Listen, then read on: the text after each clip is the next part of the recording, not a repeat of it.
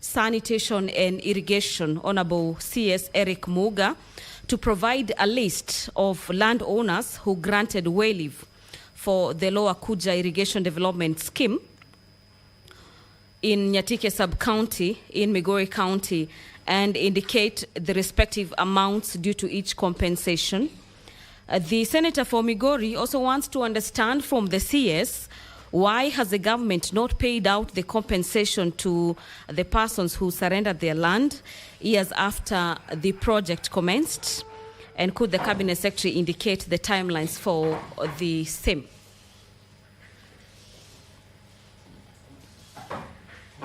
The Senator for Makueni, Senator Dan Manzo, wants the Cabinet Secretary for Water to provide an update on the status of the construction of Dwake Dam in Makueni County. The Senator for Kirinyaga County, our dear viewers, will have questions for the Senator for the Cabinet Secretary for Agriculture, Livestock and Development, currently chaired by Honorable CS Mutahi Kagwe. The CS for Agriculture is expected to tell the House the measures that the government has put in place to prevent the mixing of different qualities of teas before being sold at the Mombasa auction, which distorts the price to the disadvantage of farmers which produce the high quality tea. Allow me to hand over for this live broadcast as the Senate Speaker of the House, Amason Jeffa Kingi, is already in the chambers this morning. Enjoy your viewing and have yourself a great morning.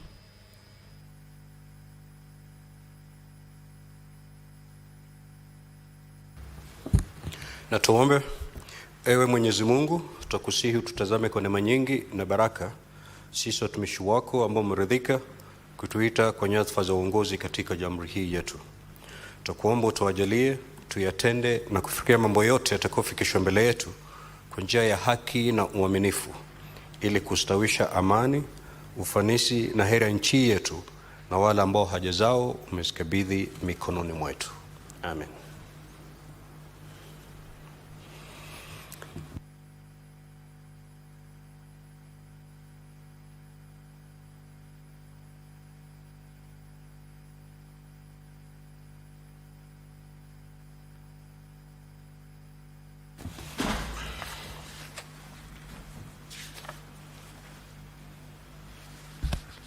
Clerk, do we have quorum? Sergeant at Arms, kindly ring the quorum bell for 10 minutes.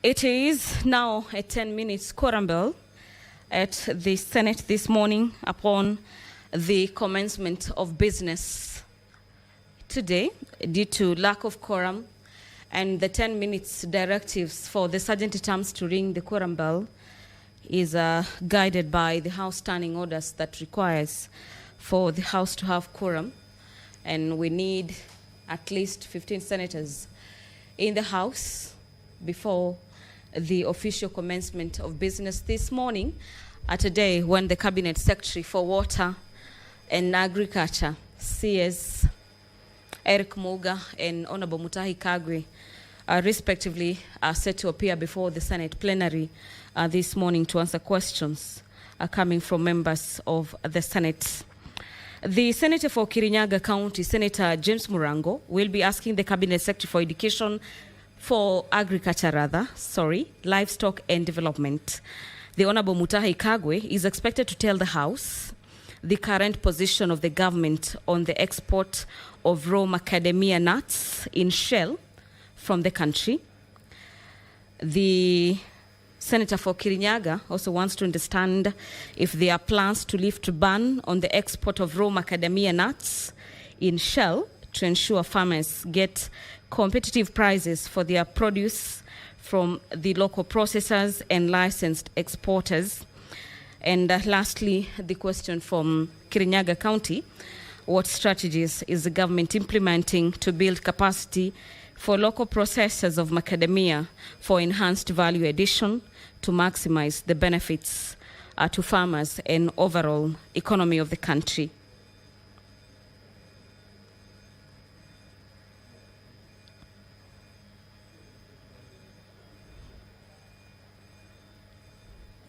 The Senator for Kisumu County, Senator Professor Tom Ojenda, is set to ask questions from the Cabinet Secretary for Defense. And the Cabinet Secretary for Defense, that is Honorable Soipan Tuya, is expected to equally appear alongside the other Cabinet Secretaries this morning. And she is expected to clarify whether Kenya Defence Forces, KDF, monitors the security situation within the country and indicate the state of preparedness of KDF to address potential instability of civilian arrest. The CS for Defense is also required to tell the House the modalities for the involvement of KDF in internal security matters and how does KDF balance the internal security needs of the state and the sanctity of civilian lives when dealing with internal instability or matters to do with unrest in general. Finally, CS for Defense will be telling the House this morning the measures that her ministry has put in place to ensure future involvement of KDF in the addressing matters instability or civilian unrest is timely in a manner that will avert civilian deaths that may arise from the shortcomings of the National Police Service, as was witnessed in the June, July, and August 2024 demonstrations. If you're just joining us, the business of the Senate has already commenced, but we have a 10 minutes period for senators to make their way into the chamber this morning to allow the House to raise quorum. So on your screens, you'll be seeing senators streaming into the chamber this morning to allow the House to raise quorum. But away from the question time, which usually takes the better part of Wednesday morning sitting for the Senate, the House equally has other agenda before it. And among them is a report of the 63rd and 64th sessions of the OACPS Parliamentary Assembly and the 43rd and first session of the ACPU Joint Parliamentary Assembly meetings held in Brussels, in Belgium, as well as in Luanda, in Angola, respectively. The caucus that represented Parliament of Kenya in Belgium and in Angola did lay its report on the table of the House on the 6th day of November 2023 and the 2nd day of October 2024, respectively. So the House is set to debate the reports by the two caucuses that represented the country in Angola and in Brussels, in Belgium. The report of the 9th Interparliamentary Union, IPU Global Conference of Young Parliamentarians that was held in Hanoi in Vietnam from the 15th to the 17th of September 2023 is yet another motion lined up for debate this morning. This motion is by Senator John Medho. The House will also be debating other motions this morning. One by Senator Ali Ibrahim Roba on the report of the 14th Ordinary Session of the Plenary Assembly related to the meetings of the Forum of Parliaments of the International Conference of the Great Lakes region that was held in Livingstone in Zambia in April 2024. It appears that there are reports by various delegations from Kenya representing the country in various sessions that were held outside the country is somewhat dominating the order paper this morning, away from the questions by the Cabinet Secretary, as the House is also expected to debate the report of the parliamentary delegation to the 2024 Joint United Nations Interparliamentary Union parliamentary hearings that were held in the United States headquarters in New York. A motion by Senator Veronica Maina. And lastly, the report of the proceedings. Honorable Senators, kindly take your seats. We do have quorum now. Clerk, you may proceed to call the first order. Order number 1, administration of oath. Order number 2, communication from the chair. Order number 3, messages. Order number 4, petitions. Order number 5, papers. Order number 6, notices of motion. Order number 7, questions and statements.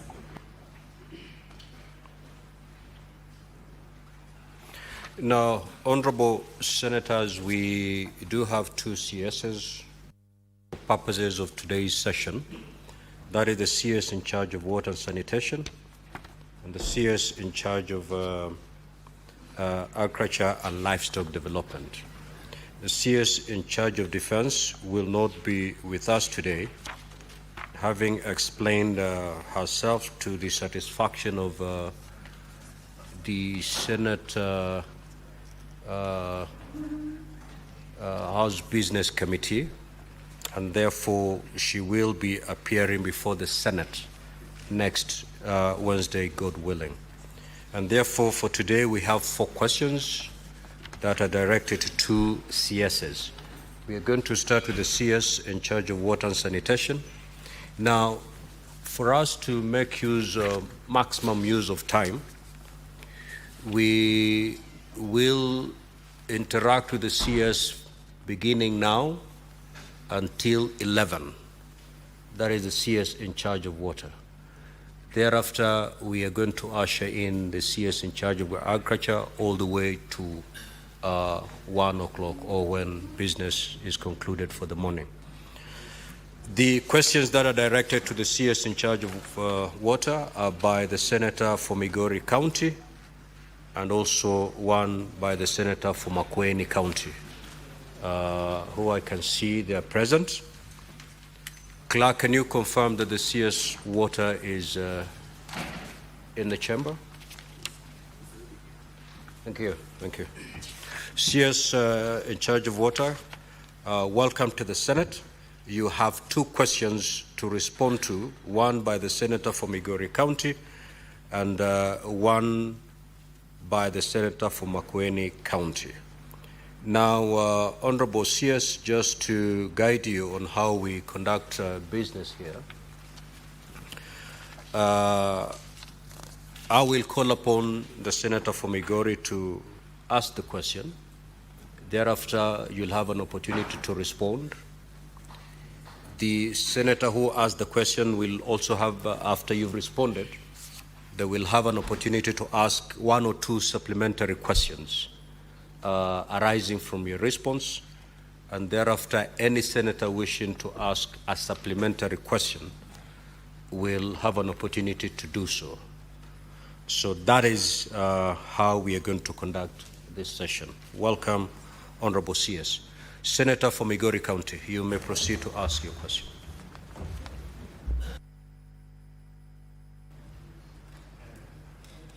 I thank you, Honorable Speaker, and welcome, Bwana CS, and good morning. My question today is question number 8, and the first part of the question is, Mr. Speaker, could the Cabinet Secretary provide a list of landowners who granted way leave for the Lower Kuja Irrigation Development Project in Nyatike Sub-County, Migori County, and indicate the respective amounts due to each as compensation? Secondly, Mr. Speaker, could the Cabinet Secretary help us understand why has the government not paid out compensation to them years after the project commenced? And could the Cabinet Secretary further indicate the timelines for the same compensations? And lastly, Mr. Speaker, could the Cabinet Secretary also explain the inordinate delay in completing the project of the Lower Kuja Irrigation Development Project in Nyatike Sub-County. I thank you, Mr. Speaker. Honorable CS, you may now proceed to respond.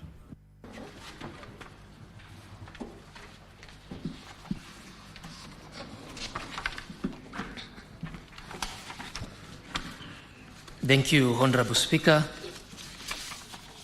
and thank you, Honorable Senator Eddie Kwach. First, I'll start by apologizing, Honorable Speaker, for the last sermon that I missed because I had an engagement with His Excellency the President. And straight to answer the question, Honorable Speaker, as a background, the Lower Kuja Irrigation Development Project is located in Nyatike Sub-County, Migori County, close to the shores of Lake Victoria within the Lower Kuja Basin. The project is situated around 400 kilometers to the west of the capital city of Nairobi, almost 110 kilometers to the south of Kisumu County, around 45 kilometers to the northwest of Migori Town, and 15 kilometers to the west of Macadamia Township, Nyatike Sub-County Headquarters. The project covers 6 locations upon completion and 13 sub-locations in Nyatike and Karungu divisions. Honorable Speaker, in the year 2009, the National Irrigation Board, as it was called then, now known as the National Irrigation Authority, commenced a feasibility study, detailed design, and the preparation of tender documents for the project, including a pre-feasibility study for a water storage facility upstream of the project area. This, Honorable Speaker, was done by GIB Africa Limited to carry out the studies, which was completed in the year 2011. The study found that 7,717 hectares, that is approximately 19,240 acres, could be irrigated using river water at an estimated cost of around Kenya shillings 5 billion.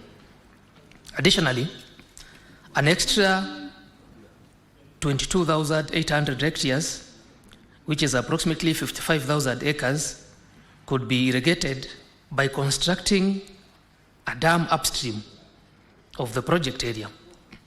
The 7,717 hectares that could be irrigated without a dam were fully designed, and because of a physical space, divided into 6 lots for each of implementation. The area was divided into blocks with net irrigation areas as summarized on table 1, where we had sub-area 1, sub-area A, B, C, and D, blocks at different levels, and also the net irrigation area in hectares is given. The total is 7,717. Honorable Speaker, the land acquisition process for phase 1 began in the year 2012, where GIB Africa was contracted by the National Irrigation Authority to develop a composition for well-leave acquisition plan for the Lower Kuja Irrigation Development Project.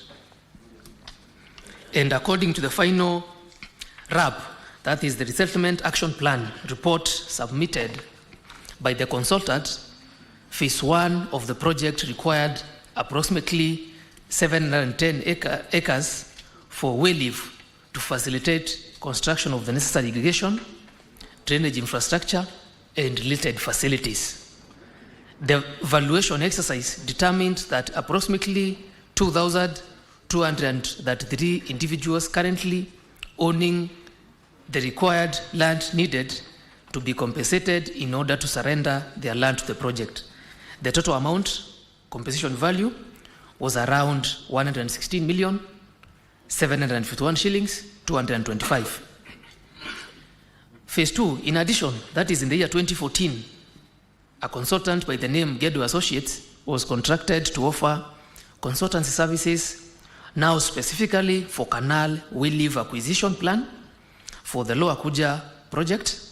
The scope of the assignment was to identify the gaps in land acquisition which had not been addressed by the GIB report due to succession issues, The consultant submitted the final report to the board on 16th December 2015, with a total of 873 project affected persons, we call them PAPs, with a valuation cost of 87,934,731 for a total number of acreage of 534 and 76 acres. Honorable Speaker, this was to be acquired for canal. Further, in the year 2020, the National Irrigation Authority requested Ministry of Lands and Physical Planning, that is in Migori County, to carry out survey and valuation of canal well leaves in a different block, that is Block 3, Block 3-1, Block M, and Block 21, that were either not conducted by the previous consultants or had land ownership issues, while also taking care of livelihood restoration. The exercise was done and the report was submitted on 14th of June 2021 with a valuation amount of 28,237,602 shillings for a total number of 175 affected persons. The composition cost that was required in that case was 232,923,588. A summary is given. So for the three evaluation processes, 2011, 2014, and 2020, the total number of affected persons was 3,281, and the total valuation cost was 232,923,587 and 78 cents. Honorable Speaker, in July 2024, the authority, which is NIA, appointed a committee to review the compensation status for the project to enable the management to finalize the process. It was established that Kenya shillings 77,313,863 and 82 cents out of the total compensation amount of 232,923,587 and 78 cents had been paid to a total number of 981 persons that are affected out of the cumulative total number so far enumerated of 3,281 PAPs. The outstanding compensation currently stands at 155,609,724, as summarized in the table. The table, that is table 3, gives breakdown of valuation per timelines, the compensation amount, and the outstanding pending, where we have established that the total remaining is 155 million. Now, the table number 4 gives a breakdown of total number of PAPs, the number of PAPs compensated so far, and the number of PAPs yet to be compensated. The remaining is 2,300 persons. The authority secured a budgetary allocation of the 68 million to settle part of the outstanding compensation under this financial year. The compensation process is ongoing and is planned to be completed by 1st of August 2025. The balance, because now we have 68 million, if you subtract that from 155 million, the balance will be 87 million, which will be settled in the next financial year 2025-2026. Honorable Speaker, after review of the compensation status, the management of the authority engaged National Land Commission for guidance on how to proceed with the exercise since it is within their mandate. This resulted in the visit to Lower Kuja Irrigation Project by the Commission and subsequent engagements with PAPs between the date of 18th to 22nd November 2024. On 5th of February this year, the Commission gave guidance on the process for finalization of compensation for the project. In its communication NLC, that is the commission, gave the following guidelines. Immediate payment of the available compensation fund amounting to Kenya shillings 68 million by the National Irrigation Authority. Number 2, well leave acquisition for all title holders and persons affected, project affected persons who formally declined the offers issued by the authority be addressed by the commission, and the authority established a grievance dissolution mechanism, as that is expected in every evaluation, involving key stakeholders, that is the National Government Administration Officers, NGAO, the National Irrigation Authority, the National Land Commission, scheme leadership, and the people that are actually affected. The authority, in liaison with the commission, plan for final survey and vesting all the titles acquired in order to secure its interest. On 11th February, Honorable Speaker, the authority formed a committee to spearhead the compensation payment. The committee is currently on the ground and is preparing the required payment documents for the already available funds of 68 million Kenya shillings in collaboration with relevant stakeholders. The table below highlights the process or the roadmap and the timelines for compensation of payments. As of on the roadmap, Honorable Speaker, by 15th March 2025, that is by Friday, the verification of PAPS Phase 1 is supposed to be complete. Step number 2 is payment of verified PAPS under Phase 1, which will be done by 25th March this year, of a payment amounting to Kenya shillings 24 million. Then we have step number 3, to address the grievances of PAPS with disputes under Phase 1, and the committee made up of NGAO, NIA, scheme leaders, and the PAPS themselves will be handled by 10th of April this year. Step number 4 is verification of Phase 2 PAPS, which will be done by NIA stroke the scheme leaders. That is supposed to be completed by May 2025. That is the roadmap. And upon verification of this, PAPS on Phase 2 will pay an amount amounting to 23 million by 15th May 2025. Honorable Speaker, the 8th step would be verification of Phase 3 PAPS, because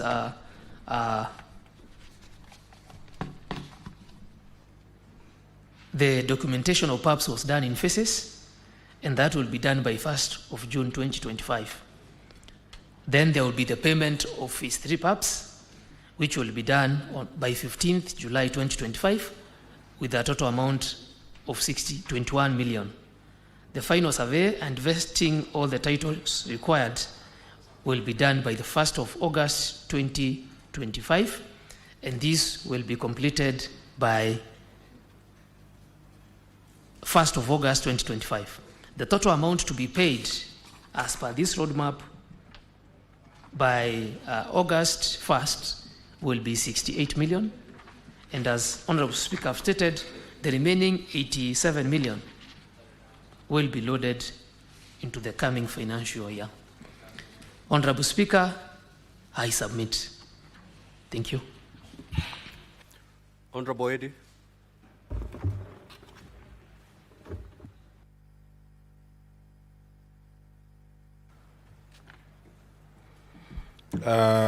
Honorable Speaker, I am grateful for the responses from the CS, but with all due respect, Honorable Speaker, I don't know whether my question was that difficult to understand and answer.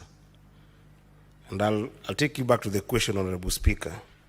Could the Cabinet Secretary provide a list of landowners who granted way leave for the lower Kuja Irrigation Development Project in the sub-county, Migori County, and indicate the respective amounts due to each as compensation?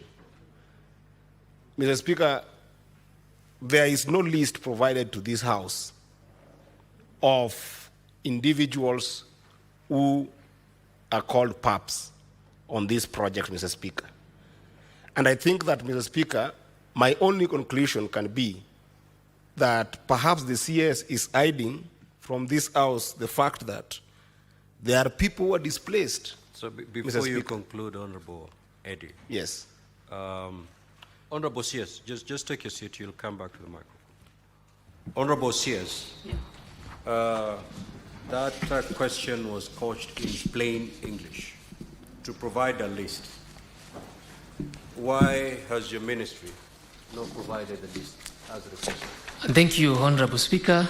The question that came to the ministry did not capture the list, Honorable Senator. But, Honorable Speaker, the question that came to the ministry is the question number 8 by Senator Eddie Okech. I read, MP on status of compensation of landowners who granted well leave for the Lower Kuja Irrigation Development Project. Honorable Senator, I would provide list as requested. I submit. So, if I get you correctly, Honorable CS, is that the question that was sent to you did not request for a list to be provided? Yes, is that Honorable. your position? Yes, Honorable Speaker. Okay, we will come back to that because I've requested the clerk to retrieve the original question that was dispatched to your office so that we get to know exactly where the problem lies.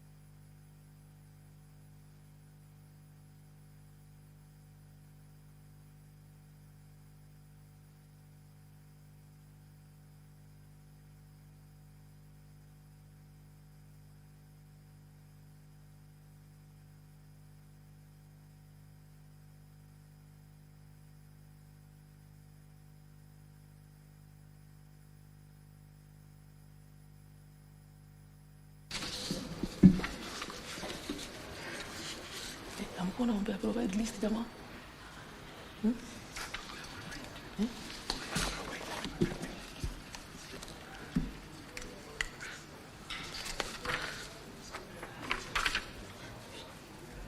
So, Honorable CS, has the clerk assisted you to Yes. see the pro forma? Yes. That came from the Senate. Yes. What is the question? Honorable Speaker, my apologies and to the Honorable member and to the House. Sorry, I am new to the House.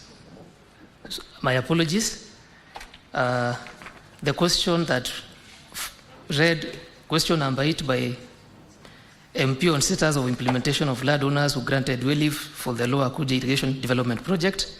There was an attachment, as I've been guided by the clerk, that could the Cabinet Secretary provide a list of landowners who granted? That is noted, and Honorable Speaker, we can submit that as required. But the question number B, on why has the government not paid out compensation to them? Honorable CS, let me just guide you. You have not responded to the first limb of the question by the Senator for Migori. So you will have to come back before this House. Thank you. To respond adequately to that question. Now let's move to, because even the Honorable Senator cannot interrogate you on the first limb of that question, and therefore let's move to B. Let us move to B, interrogate B, and then we will give guidance on when the first limp of that question will be responded to. Certainly not today. Yes, Senator Boni. Just have a seat, Senator Migori. I note happily that the minister has acknowledged that he's new. Mr. Speaker, limb A is the foundation of the question. And therefore, the fairest you can give him is for him to go back and come with a proper question on a different day. Otherwise, we will give him the impression that he can come to the House and answer his own question. He can only answer the questions of the House, Mr. Speaker. I request. Very well. Honorable CS, are you in a position to respond adequately to limb 2? Honorable Speaker. Without providing a comprehensive response to limb 1 of the question. If your answer is yes, I will allow you to proceed. If your answer is no, let us not waste time. Let us just defer this particular question until such a time that you're adequately prepared to respond to it. Just a moment. Yes, Honorable CS. Yes, Honorable Speaker.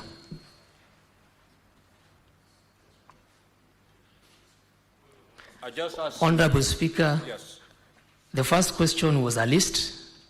The second question was, why has the government not paid out, which is what I have responded to.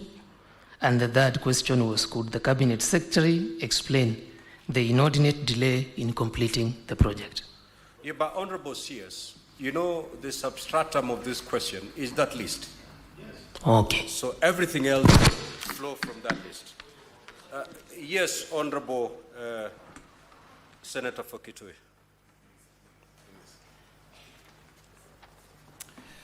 Mr. Speaker, it's a sad day. It's a very sad day that a CS has gone on record on the floor of the House that he actually received questions from the Senate, but just read the covering letter. That's what he has said. That actually he just read the covering letter, he did not read the annex that contains the questions, then he went ahead to answer questions based on the covering letter. Mr. Speaker, this is a demonstration of how casually this minister and this ministry treats this House. Mr. Speaker, I want to implore you, Mr. Speaker, and I said this before, restore the dignity of this House by requiring the CS to forthwith cease from addressing this House on that matter, to go back and read the question, respond to our questions, then we can engage him. I thank you, Mr. Speaker. Senator for Nairobi. Honorable Speaker, let us not forget that this question was supposed to be responded to a while back. You remember when the minister failed to appear in the House, and I was saying that he's an individual that I do not know at all. It's good that he has shown up today, but Honorable Speaker, you can see the frustration of the people of this country with the sort of leadership that we have. First of all, even when the minister claims that he can respond adequately to the second question, look at the response you have supplied to this House, Honorable CS, that you have consultants doing something in 2012. In 2012, telling you these are the parcels of land that are affected, these are the owners of the land, and this is the amount of money that is required to be paid. You send another consultant years later to do the exact same thing, Honorable Speaker. And then a third exercise to do the same thing. And when he asks the Senator for Migori, why is it taking so long? We are being told there is a verification process. The very same thing that was done in 2012. Honorable Speaker, you are also being told that completion of payment, you already have the money. You are telling us it takes 6 months to send money to 2,000 non-people. Honorable Speaker, when he says the next batch will be paid in the next financial year, August of 2025 is the next financial year. So, Honorable Speaker, what you do... Honorable Senator, yes, let us agree on the way forward. This is where I'm coming to. Because you're interrogating the response. This And, is what I'm we- coming to. We have agreed here that we don't interrogate the CS on this whole question. I'm coming to speak. Yes. This is what I'm coming Then to. get there fast, because you're Because- interrogating the response. No, because, Honorable Speaker, you put a question to him, and I can tell you for a fact, even if he was allowed to go to the second limb, we would be more annoyed than we are right now with that response. So this CS must be told to take his work seriously, to take this house seriously, so that when he comes back here, he responds to the questions that have been posed to him. Otherwise, he can also run to be Senator of Migori, ask his own questions, and run back to his ministry to answer those same questions. Those are not the questions the people of Kuja are looking for answers for. Now, Honorable Senators, let us make progress on this matter. We have agreed that the question by Senator for Migori has not been responded to. The CS has proceeded to ask a question other than the one that has been asked by the Senator for Migori. That being the case, therefore, we will defer this question, and the CS will appear before the Senate on Wednesday next week for purposes of responding to this particular question. So we now move to question number 009 by the Senator for Makueni. I hope it will not suffer the same fate. Thank you, Mr. Speaker. Mr. Speaker, I had asked the CS Cabinet Secretary, could the Cabinet Secretary provide an update on the status of the construction of Dwake Dam in Makueni County and explain why construction works have stalled? And B, what measures has the government put in place to ensure the timely completion of the dam, and could the Cabinet Secretary give timeline? Thank you, Mr. Speaker. Honorable CS, you may now respond. Thank you, Speaker, and thank you, honorable members. Honorable Speaker, two questions from the honorable member. I'll give first a background on Dwake Dam in Makueni. The government of Kenya and African Development Bank, through the Ministry of Water, Sanitation and Irrigation, is implementing Dwake Multipurpose Dam project. The program involves phase 1 of construction of the 80-meter high multipurpose dam with a storage capacity of 688 million meter cubic and associated preliminary works needed to enable implementation of phase 1, phase 3, and phase 4 of the program, which involves water supply, hydropower generation, and irrigation development, respectively. The dam is a flagship project under Vision 2030, medium-term plan 2023-2027, and the better services delivery roadmap. The implementation of the program is geared towards realization of universal access to water and sanitation and food security in accordance with Article 43B, C, and D of the Constitution.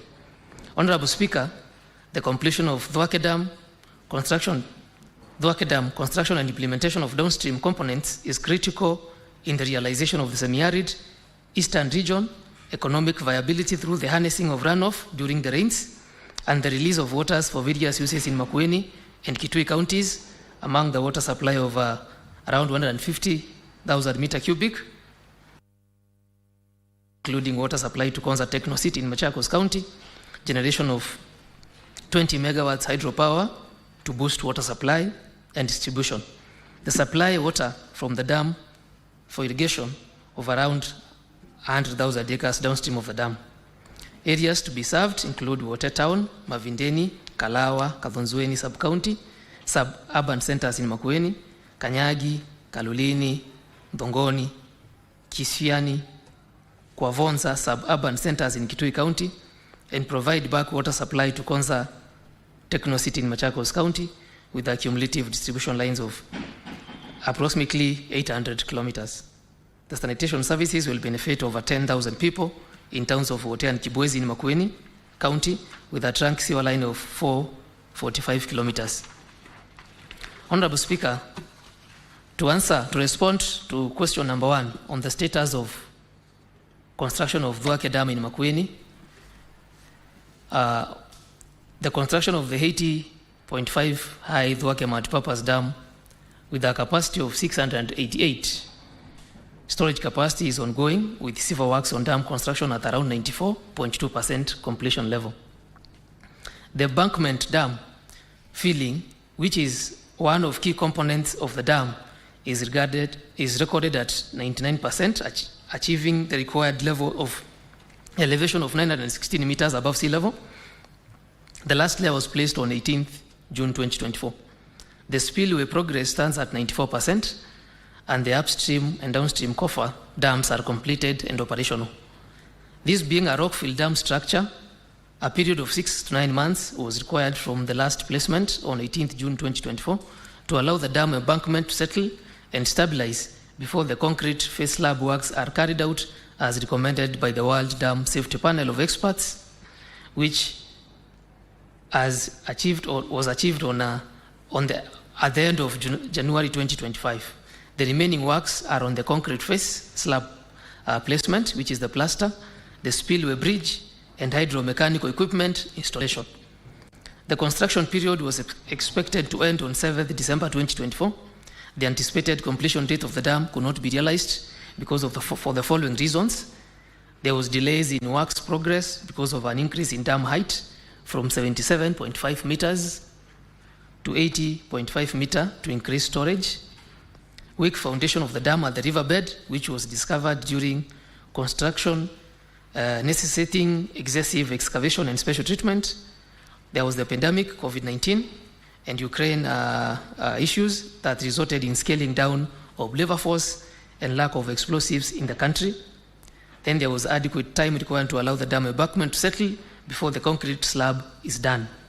Honorable Speaker, the increase in dam height and weak foundation at the riverbed section of the dam necessitated additional works, resulting to changes in the cost of the dam construction, which requires additional financing to complete the remaining works.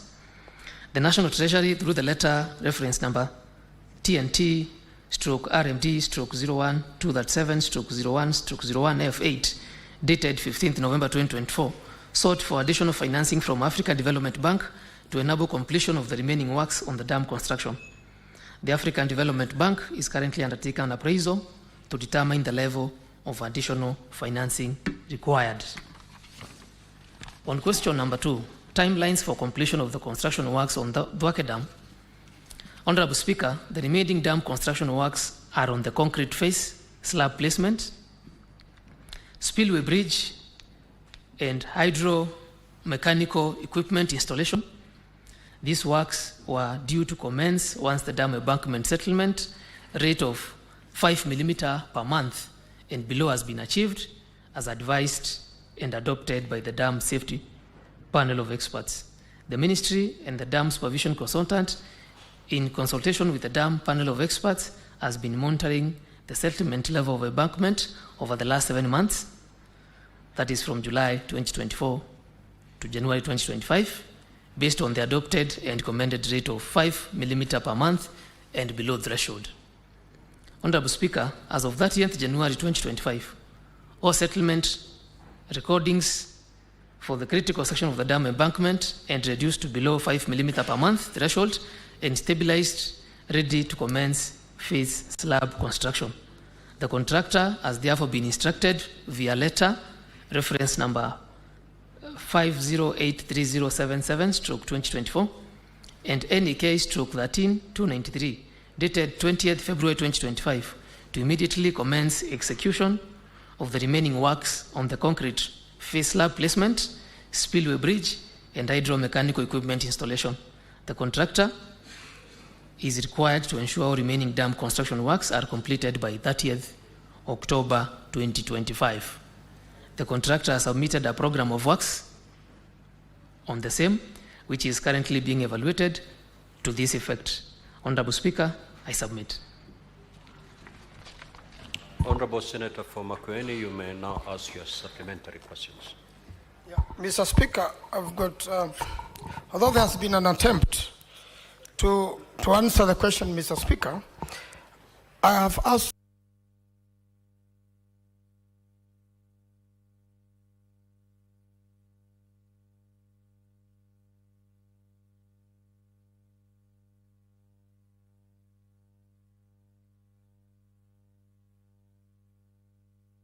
Makueni constituency that during the COVID times, the works never stopped at all, Mr. Speaker. What happened then was that there was, the people who are working there never left.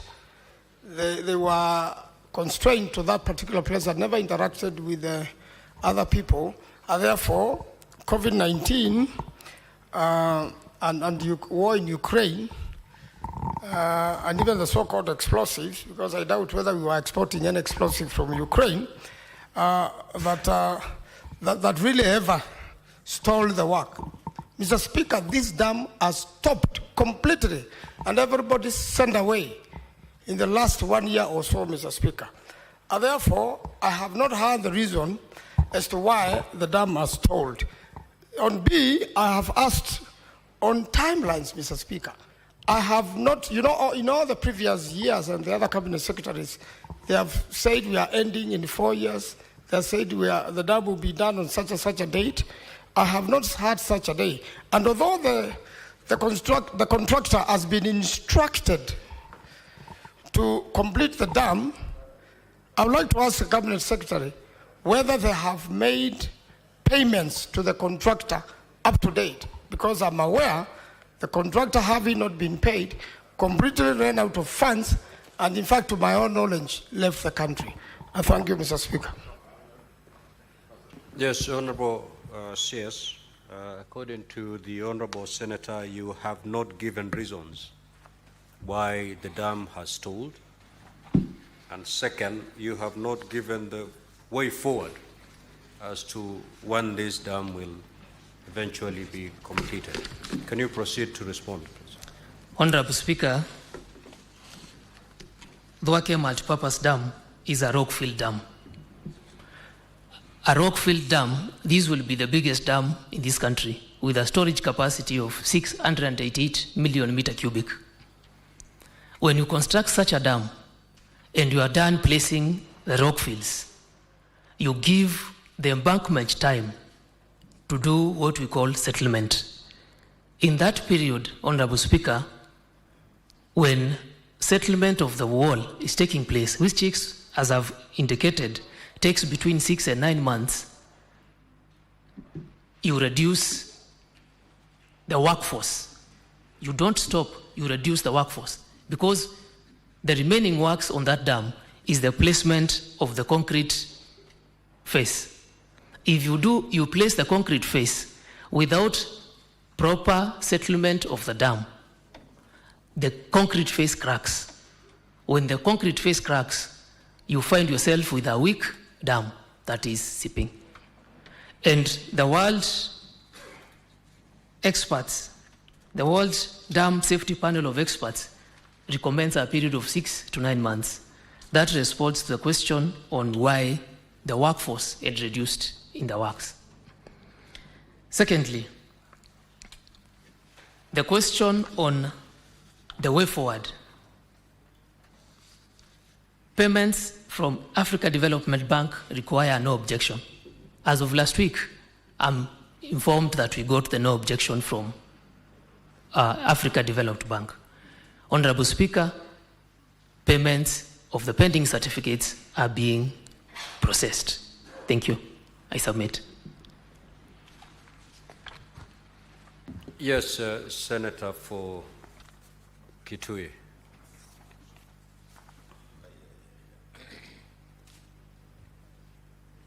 Mr. Speaker, if you allow me, I would attempt to even try to educate the CS on this dam. This dam is not just in Makueni. This dam is both in Makueni and in Kitui.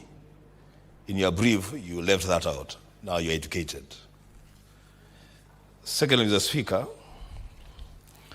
the CS, you say this is the first time here, but just relax, Mr. CS. You're double speaking. Double speaking because on the one hand, you're saying that the ADB, in your response, written response, the ADB is evaluating the financing gap. The second side of your mouth, you're saying the contractor has been instructed by 25th of February to be back on site. Speaker, if my calendar serves me right, we are past the 25th of February. I think this is when? This is 13th, 12th of March. So I expect that the machines are rolling. If the machines are not rolling in Dwake, the Speaker, then again maybe you may also decide again for this question to stand down the CS. Because in his own submission on the 25th of February, works should have resumed in Dwake Dam. On the 12th of March, if that has not happened, then he should either revise his response or explain what has happened. So, Speaker, lastly, at some point I lent a friend of mine some money, Mr. Speaker, just little money, not a lot of money, some little money. And when I followed them up, they started talking about COVID, this COVID thing. So we had conversations until sometimes last year, they started talking about, Ukraine, this Ukraine thing.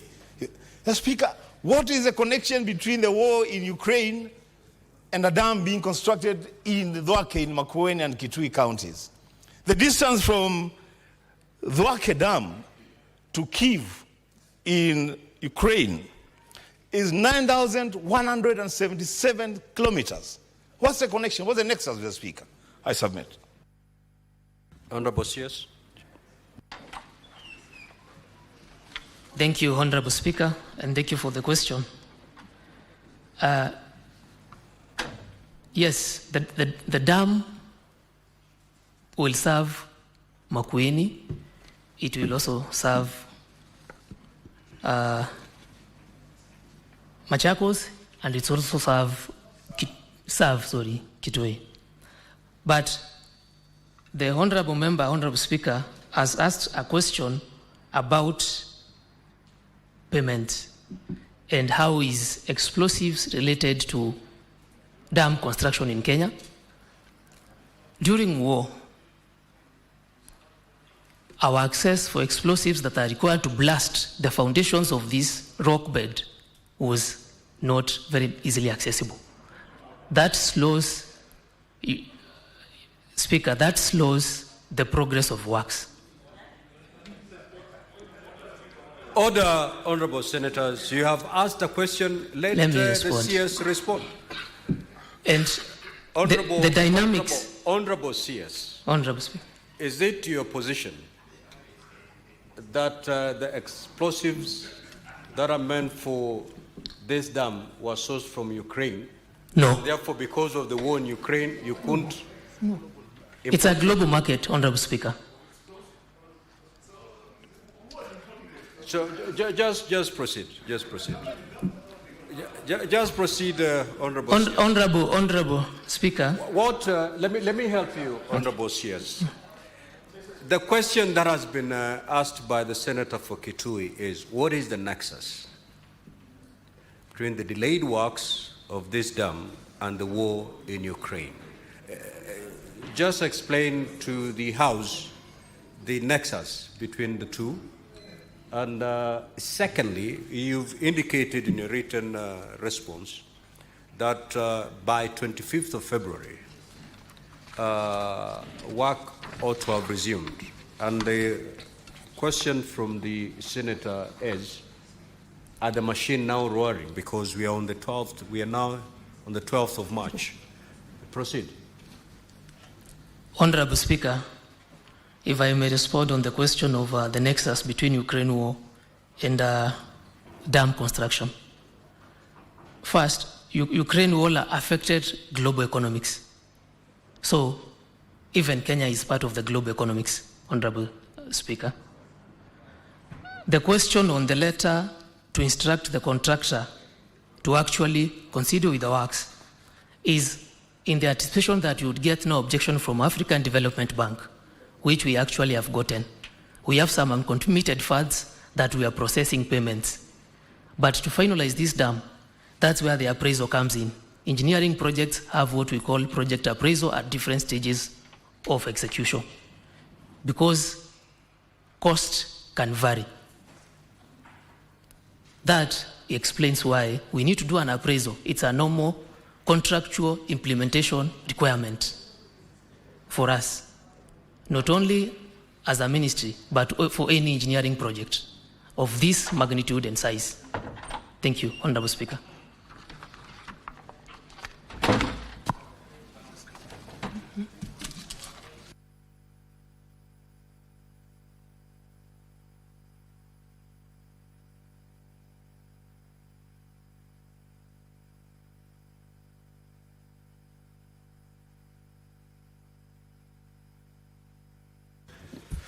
Senator Chute. Senator Murango.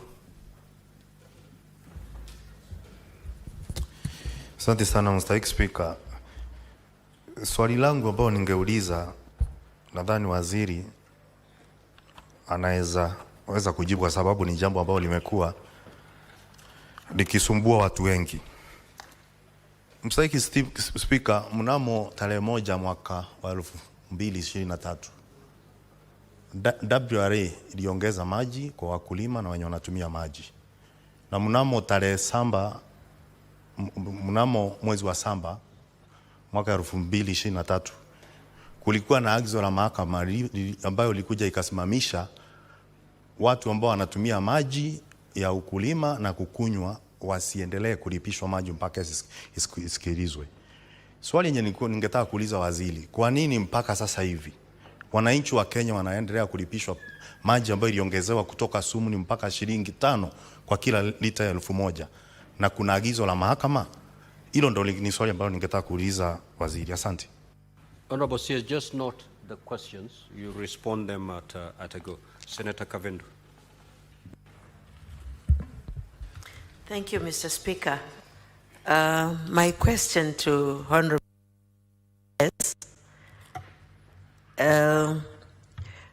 is about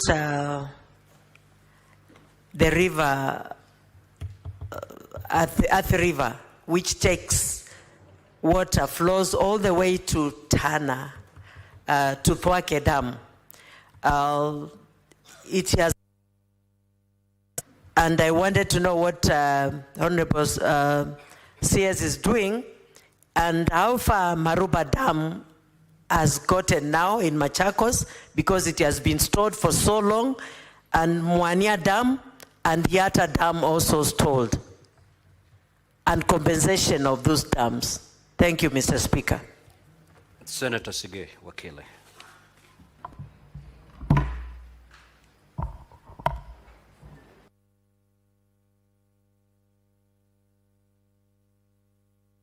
I wanted to ask a question to the Honorable CS pursuant to a report Cabinet released yesterday with regards to Boston Dam, that is within the county of Bomet. And my question is with regards to the kind of an arrangement that the approval was made, whether it is a concession that will require further advertisement on the process, or it is within the earlier arrangement that had been made. The release in itself, Mr. Speaker, did not clarify the formation within which that approval was made, and I would like to know from the CS in what formation was that approval made. Thank you. Senator Beatrice Akenya. Thank you, Honorable Speaker. To the CS, my concern about the development of the dams, and not only Dwake Dam, is why does the government begin their projects before landowners are compensated? Senator Mundigi. Thank you, Bwana Speaker. Asante kwa waziri kuwa leo ni siku yake ya kwanza kuja kujibu maswali, na nipongezi. Bwana waziri, katika Embu County tuko sub county 4 na kuko na damu ambazo ni 3 inafaa injengwe kwa sababu ya kilimo ya mirasi tukumukuka upande wa Mbeere North na Mbeere South. Kuna damu inaitwa Dhambanan Dam ambayo inaweza kusaidia kilimo ya mbele juu ya hiyo kilimo, na pia kuna damu inaitwa Kamumu Dam ambayo iko Very North, na pia those inaweza kusaidia Runyenjes sub-county na pia Tharaka-Nithi. Ningeomba kujua waziri, hiyo kazi itaanza wakati gani ndio Embu County wakati huu iserekee kama kaunti zile zingine 47. Asante bwana waziri. Senator Eddie.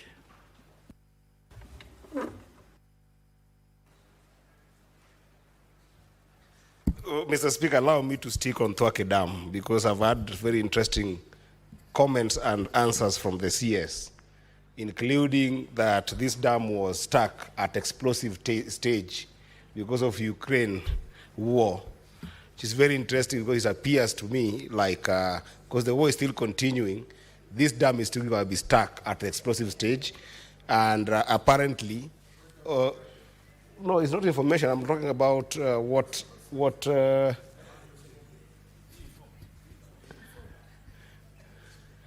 Senator Eddie, would you wish to be informed by the senator from Mombasa? The senator of Mombasa. It's yes or no? Yes, yes, Mr. Speaker. Let me be informed. He's a senior member, ranking member. Thank you, Honorable Speaker. I just want to inform my brother, Senator from Migori, that the Ukraine war is about to enter into a ceasefire stage. So hopefully, in the next 1 week, there will be no war. In the meantime, the dam can wait. But then, Mr. Speaker, my question, based on that backdrop, is very simple. What component of the Dwake Dam project was the responsibility of the Kenyan government squarely in your ministry? And what component of it was ADB component? And could you share with us the agreement that defines that component and responsibility between the national government and ADB, to the extent that then you show this house which component is lagging and which component is struggling? Thank you, Mr. Speaker. Senator Mariam. Senator Mundigi, you cannot raise a point of order when no senator is on their feet. Senator Mariam. Thank you, Mr. Speaker. My question is, Mr. Speaker, there is 100 mega dams which the government has been promised, and out of it there is Banisa, which is Malkamari Dam, and it has not been forthcoming. I'm asking the CS, what is the reason that this has not been implemented? Thank you. Senator Karungo. Senator Karungo. Thank you very much, Mr. Speaker. My question to the good CS is to give us the status update of the Githunguri and Thika water. We understand that the cabinet approved the project under the financing agreement through Danida, so we'd want to know what the status. And Mr. Speaker, we also understand that the contractor withdrew or terminated the contract on Dwake Dam project. And after terminating the contract, the financiers withdrew, financiers from France. So is the cabinet or is the department allocating some money for this project that is the Dwake Dam? Thank you. Senator Omtata.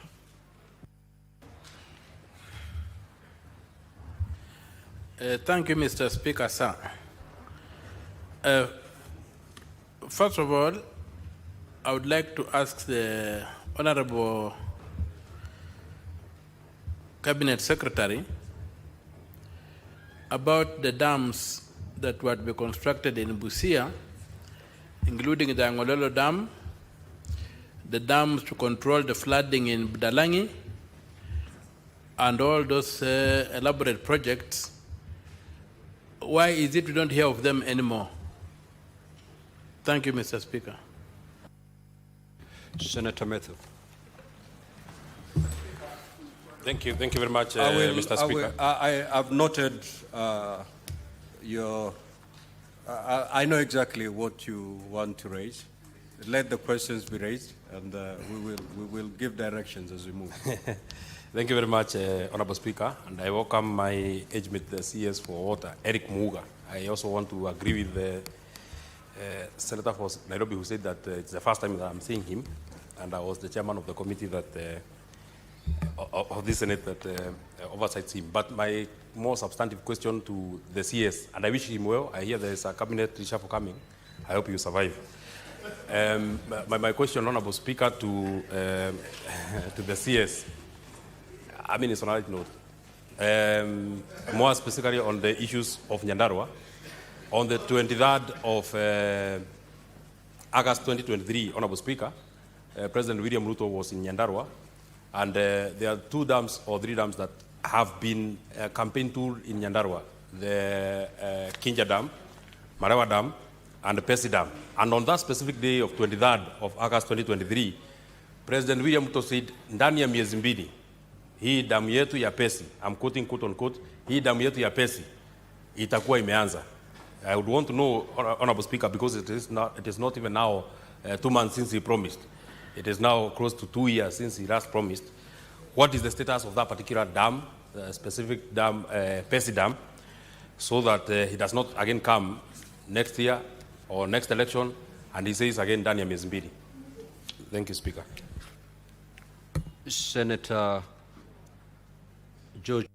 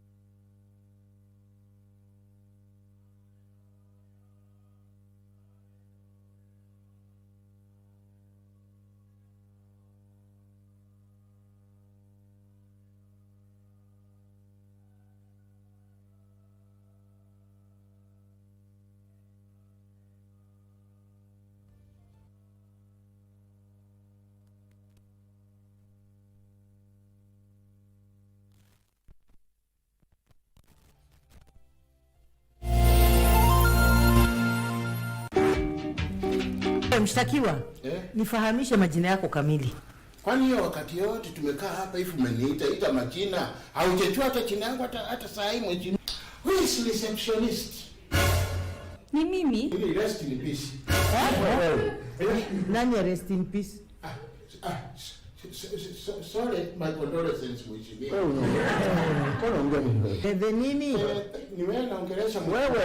Ongea kile unaelewa, acha kutupotezea wakati. Nikisema ya kwamba huyu ndiye alitoka na hizo vitu ndani ya room, nitafanya sema ni wangu majibiwa. Nilikwambia hiyo nilikwambia karatasi imepikwa warning can. Mtu asiende na follow boss kwa room yake. Lakini maanishi wewe ufuate follow boss. I'm talking. So, what are you looking for me? What are you looking for me? Mimi anatafutia wewe nini? Ala zote na salamu zimfikie. Ibada ambayo ni rahisi sana katika mwezi mtukufu wa Ramadhani ni kufunga. Ndio ibada nyepesi zaidi kwa sababu unasusia tu chakula, japo njaa huwa na ugumu wake. Lakini kuna mambo mengine ambayo ni magumu zaidi kuliko kushinda bila kula.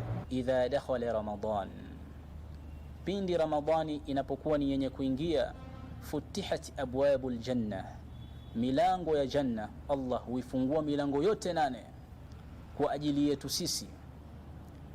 Milango 8 inafunguliwa kwa ajili yetu sisi kwa sababu ndani ya mwezi wa Ramadhan baraka nyingi zinapatikana ndani yake.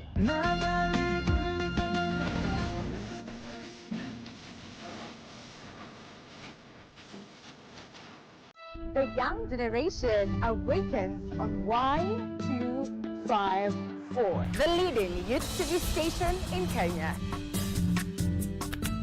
We treat you to current affairs, entrepreneurship, health, and human interest conversations. It's art, it's culture. Movies, gossip and trends, sports, drama. We bring you a vibe like no other, straight to your living room. To keep you informed, inspired, entertained, and most of all, refreshed.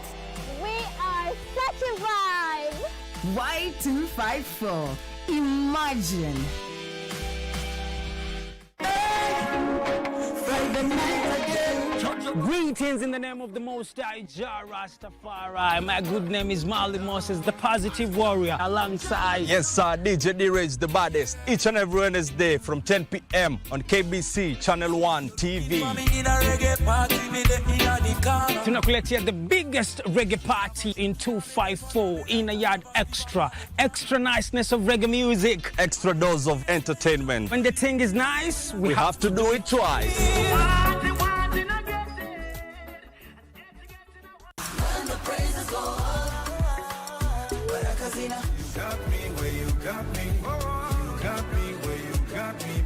Nilienda tu nikaambiwa umepatikana na shtaka, umeshtakiwa na shtaka la kuiba, stealing by servant. Umeiba mali ya kampuni ambayo unafanya kazi, you are not untrustworthy. Unakubali, unakataa. Remand, I stayed 1 full year without proceeding with the case. During the corona period 2020, 2021, court session were not proceeding. Kuinja baada ya kutoka watu walikupokea vizuri? Huko nilipokelewa na huyo mchungaji. Okay. Wengine walikuwa wananikataa, hata wengine wanasema even my relatives, wengine wanasema huyu ni mtu mbaya huyu sasa, because they knew me as a pastor.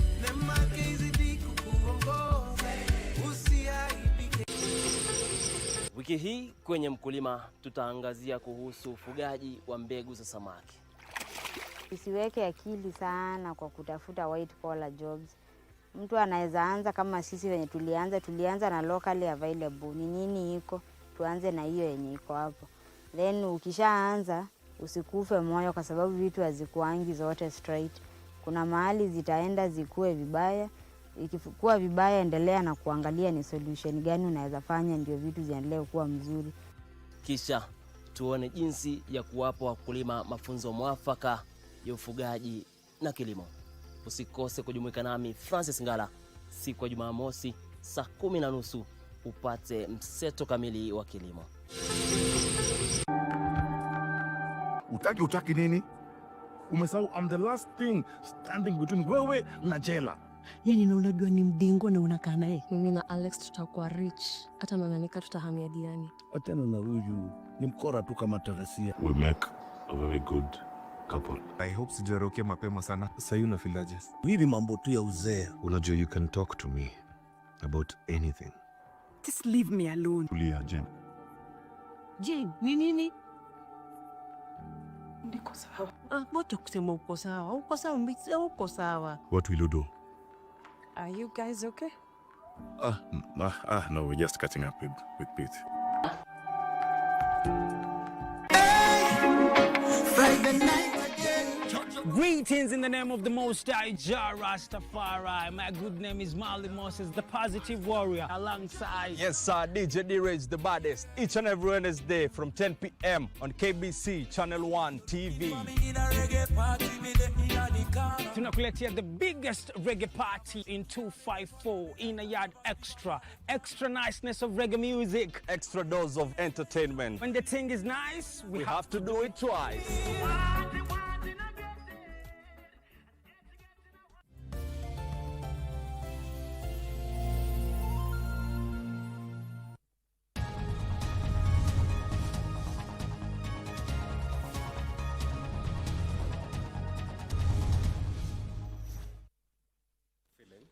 General feeling, which feeling I associate myself with, that this question has also not been adequately given due attention. And therefore, question number 008 and question 009 will still appear on Wednesday next week. Go prepare yourself adequately for purposes of responding to these two Well advised, Speaker. Yes, Senator Wakili. Thank you, Mr. Speaker. I felt you were releasing the Honorable Cabinet Secretary, but then in his comments to respond to the questions which we had directed, there are other questions which you said they don't qualify pursuant to the provisions of Standing Order 53, which, Mr. Speaker, I am duly directed. But I wanted to request that in terms of Standing Order number 1, because the CS seems to have been ready to answer those questions, they are relevant to the interest of the people of Kenya we represent. If, and pursuant to this provision of Standing Order, allow him to do so, so that even as he prepares to come back on Wednesday to respond to those other specific questions approved, Kenyans will have also heard from him as to those other questions the honorable members have requested. Honorable Senator, we only have 8 minutes to interact with the Honorable CS. 8 minutes will not be adequate for purposes of responding to the many supplementary questions, even if the CS is ready to respond to. And therefore, let the CS go back to his ministry, prepare adequately for these 2 questions, and also note to capture the supplementary questions that had been raised by honorable senators. Honorable CS, you are released to appear before this House Wednesday next week. Clerk, you may usher in the next CS.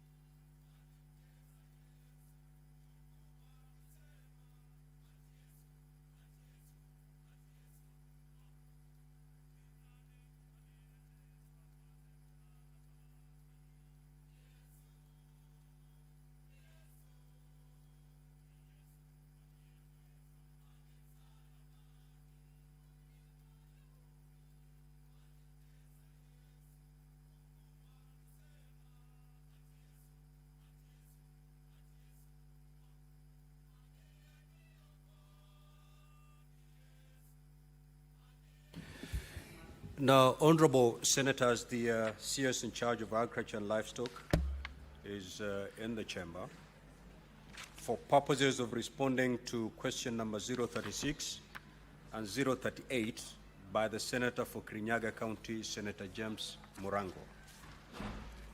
Now, Honorable Eddie, take your seat. Honorable Boni. Senator James Murango, I will ask you to leave the chamber, and you're the one who is supposed to ask these questions.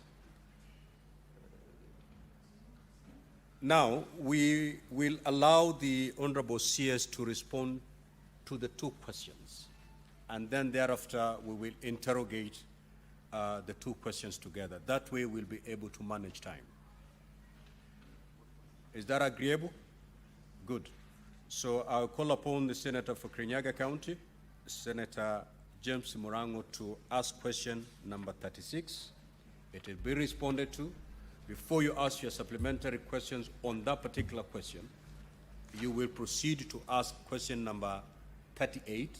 The CS will respond, and then you will rise to ask supplementary questions on both questions. Thereafter, we will open the floor to your colleagues to ask supplementary questions. You may proceed. Thank you, Mr. Speaker.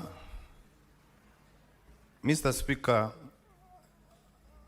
I want to ask the CS for Agriculture, what measures has the government put in place to prevent the mixing of different quality of teas before being sold at the Mombasa auction, which distorts the price to the disadvantage of farmers who produce high quality tea? And B, could the Cabinet Secretary provide details on the gains attained from the implementation of tea reform so far, and also provide a commitment towards the continued implementation of the reforms to ensure better returns for the tea farmers across the country? Then question number 38. Could the Cabinet Secretary explain the current position of the government on the export of raw macadamia nuts, that is in shell, from the country? B, are there plans to lift the ban on the export of raw macadamia nuts, that is in shell, to ensure farmers get competitive prices for the produce from local processors and licensed exporters? And C, what strategies is the government implementing to build the capacity of local processors of macadamia for enhanced value addition to maximize the benefit to farmers and the overall economy? Thank you, Mr. Speaker. Just proceed to ask the second question so that the CS takes both of them. Mr. Speaker, I have asked both questions. Oh, good. You may now proceed, Honorable CS, to respond. Thank you very much, Mr. Speaker. Mr. Speaker, from the outset, let me thank you and the Senate for this opportunity, and particularly the Senator Murango for this opportunity to express this response to these two questions, and also to express, Mr. Speaker, that I feel like I'm talking from the wrong place, because my seat is this one over here. So I feel like I'm talking from the wrong side of the house. But it's always nice to be back. Mr. Speaker, in response to the issue of tea reforms, the first item that I am going to respond to is the measures that the government has put in place to prevent the mixing of different qualities of tea before being sold to the Mombasa auction. Mr. Speaker, the mixing of different qualities of teas does not happen before the teas are sold at the auction. However, after the auction, teas are mixed for the purpose of blending. Different markets have different tastes and preferences for tea, which they have formed over time. For example, Mr. Speaker, the Turkish market likes very tough teas, while other markets might like lighter teas. The Yemeni market likes very, very tough tea or very concentrated tea, when other markets might want lighter ones. So the reason why blending is undertaken after the sale of tea at the auction is that the buyers want to achieve certain product tastes and flavors and attributes that are discerned by the consumers in the respective markets. The government has put in place several measures to ensure quality control and prevent the mixing of different qualities of tea before being sold at the Mombasa tea auction. One is the government has developed a standard, what is called KS 2128, to guide on mixing, that is the blending of teas. Compliance to the standard ensures compliance to food safety and hygiene standard qualities and requirements. Every quarter, the government, through the Tea Board of Kenya, undertakes compliance audits of all the tea warehouses and blending facilities in the country. 3, the Tea Board of Kenya also undertakes surveillance audits of the factories to ascertain to adherence with good agricultural and good manufacturing practices and compliance with the terms and conditions of the manufacturing licenses. 4, in terms of the regulatory standards, the Tea Board of Kenya enforces the provisions of the Tea Act 2020 regarding the grading and classification of tea. Producers are required to adhere to these standards and to ensure that only high-quality tea reaches the auction. Number 5, inspection and certification. Tea manufacturers are subjected to regular quality inspections by regulatory bodies. These inspections assess compliance with quality standards and ensure that mixing of different grades does not occur. There is also the aspect of traceability, which is number 6. The government encourages the adoption of traceability system that allow for the tracking of tea from the farm to the auction. This helps in maintaining the integrity of different tea qualities. We also carry out training and capacity building, and the government provides training for tea farmers and processors in terms of quality standards, proper handling, and storage practices to prevent contamination or mixing. And Mr. Speaker, there are penalties for non-compliance. High penalties are imposed on tea manufacturers and traders who are found to mix different qualities of tea. This serves as a deterrent against more practices.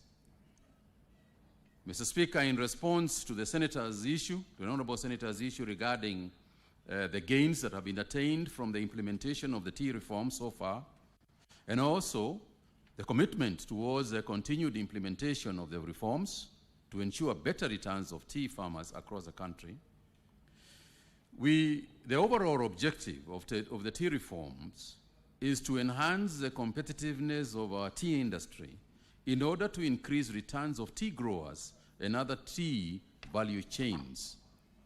And in this respect, we have increased monthly payments as a result of the reforms. Smallholder tea factories have increased the monthly payment of tea to tea farmers from Kenya shilling 16 to 21 in the east of the lift and 20 in the west of the lift. The earnings by smallholder tea farmers are gradually rising, which will reduce their over-reliance on borrowing expensive loans from SACCOs and proliferation of green leaf hawking to meet their socio-economic needs. The increase in line with the reform agenda on payment to farmers at a rate of 50% of the proceeds of sale on a monthly basis.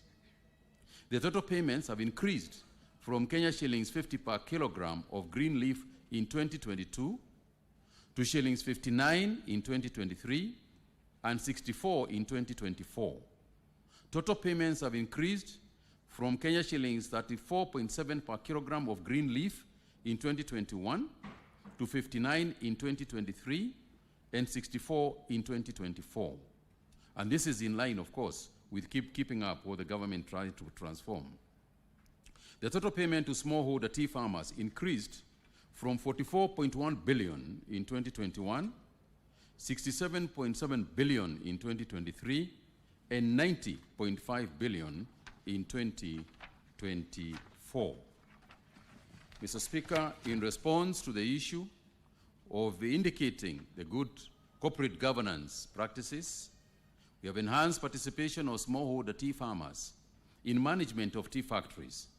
The farmers have elected their directors through elections conducted by the Independent Electoral and Boundaries Commission and oversighted by the Tea Board of Kenya in July 2024.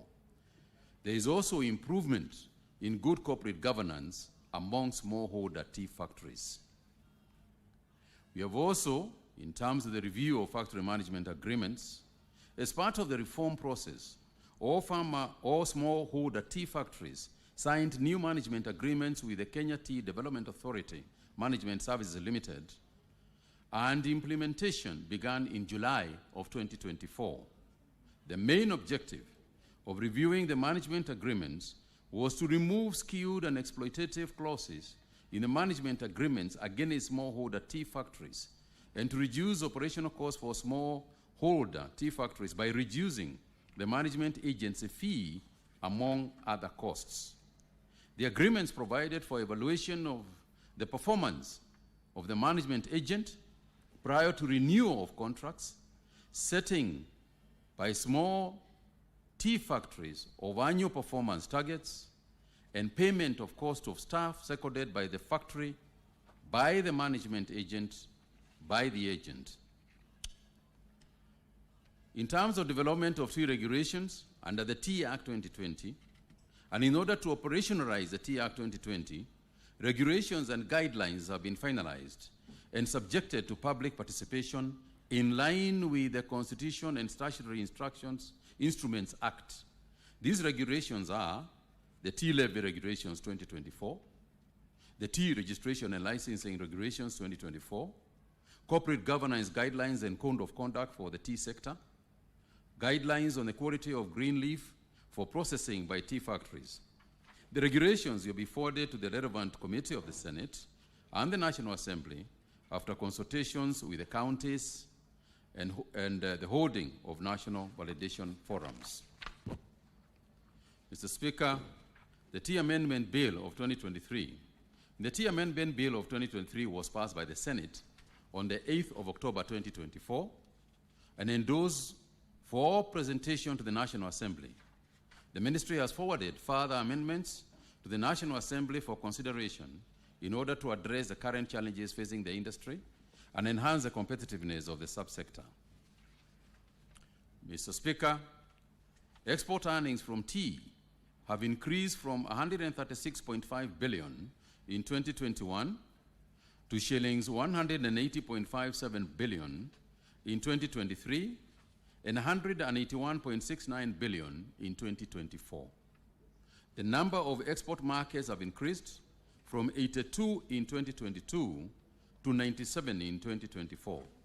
This has been attributed to the enhanced market expansion activities, including trade missions and promotion undertaken in Russia, Iran, Saudi Arabia, UAE, China, Hong Kong, Egypt, Pakistan, Kazakhstan, Germany, Canada, the USA, and Ghana. Exports of value-added tea have also increased from 20.3 million kilograms in 2022 to 28.89 million kilograms in 2024. The value-added teas have increased from 3.5 billion in 2021 to 20.08 billion in 2024. This achievement is attributed to the various government incentives, such as the removal of VAT on tea purchased directly from the factory for export and tax exemptions on imported inputs of tea export operating under the special processing zones. Mr. Speaker, in terms of enhancing diversification into orthodox and specialty teas, the production of high specialty teas has increased from 3.7 million kilograms in 2023 to 7.2 million kilograms in 2024 through licensing of orthodox processing capacity and specialty tea manufacturers. 34 cottage factories processing orthodox tea have been established by 2024. It is envisaged that production of orthodox and specialty teas will increase annually to over 60 million kilograms in the next 3 years and over 100 million kilograms in the next 6 years. The government has also provided capacity building to the factories on manufacture of orthodox and specialty teas in accordance with the product requirements of the markets. As a result, earnings per kilogram is expected to increase with over 85% from the current average of US dollars 2.7 to approximately $5. Specialty teas fetch high prices compared to black CTC teas. Diversification into orthodox tea manufacturing is also expected to reduce the volume of black CTC teas being supplied into the world market. Mr. Speaker, in terms of cushioning the tea farmers against rising costs of inputs, to cushion the tea farmers against the high cost of fertilizer, the government has for the last 2 years subsidized some 194,000 metric tons of fertilizer distributed to farmers at a price of 2,500 per bag from the 3,500 per bag. That is a cost reduction of 40%. Due to accessibility of subsidized fertilizers coupled with the good weather conditions, tea production for the year 2024 surpassed the 2023 production by 28.21 million kilograms, a growth of about 4.95%, to stand at 598.47 million kilograms against 570.26 million kilograms for the year 2023. It is also significantly higher compared to the 535.04 million kilograms of 2022. Mr. Speaker, in terms of the commitments, the government is committed to the following. Number one is to undertake periodic monitoring of the implementation of the management agreements by the tea factories and the management agent. Number two, it is our intention to curb tea hawking malpractices which lead to processing of low-quality tea leaves. This will be achieved by enforcing the tea registration and licensing regulations 2025. And Mr. Speaker, I want to emphasize there that our tea quality has been compromised to an extent by the fact that there are people who are hawking, who do not have any tea of their own, essentially go to the gates to buy the tea. That is why you hear of tea theft in parts of the Rift Valley, and so on. So effective this week, or effective today, the hawking of tea across the country, Mr. Speaker, will be stopped so that farmers can deliver their tea themselves and to ensure that the quality standards are met. We have also instructed that the Tea Board takes effective action to control this issue and to ensure that independent processors of tea also buy from registered farmers so that the hawking business can be put to an end. So we intend to gazette the Green Leaf Quality Standard Guidelines to curb harvesting and processing of low-quality tea. We intend to gazette of tea regulations to operationalize the Tea Act 2020. Working with both houses of Parliament, we intend to make necessary amendments to the Tea Act 2020 in order to address all challenges facing the subsector, and supporting value addition to Kenya tea by funding 2 value addition hubs in Ketepa, that is Kericho, and Nairobi, to enhance value addition. In addition, we intend to undertake capacity building of tea factories to manufacture specialty tea, including orthodox, based on the market requirements to enhance diversification. We intend to support the smallholder tea factories in establishment of more orthodox tea and manufacturing lines. We intend to facilitate allocation of land for establishment of a common user facility at Dogokundu Special Economic Zone and facilitate joint ventures and PPPs in value addition of tea within the special economic zones. We intend to establish A tea testing center in Mombasa, sourcing of equipment is ongoing to ascertain the quality of tea. And I want to emphasize here, Mr. Speaker, about the importance of us keeping the quality of tea, because that is what Kenya is known for. Also, the establishing and enforcing guidelines on green tea leaf quality standards in order to address the declining quality of Kenya tea. Export coaching on packaging and branding targets in terms of the medium, small, and medium enterprises along the value chain, and continuous sensitization on market requirements, market linkages to the exporters, and undertaking promotion activities. We want to undertake enhancing market access of Kenya tea by undertaking trade missions and promotion activities in the global markets, that is the traditional as well as the emerging ones. And finally, is establishment of export warehousing hubs, as we have in places like Ghana, DRC, Congo, and Dubai, and bilateral trade agreements to facilitate market access and expansion. Mr. Speaker, on the issue of the macadamia, this is a quick one by the Honorable Senator.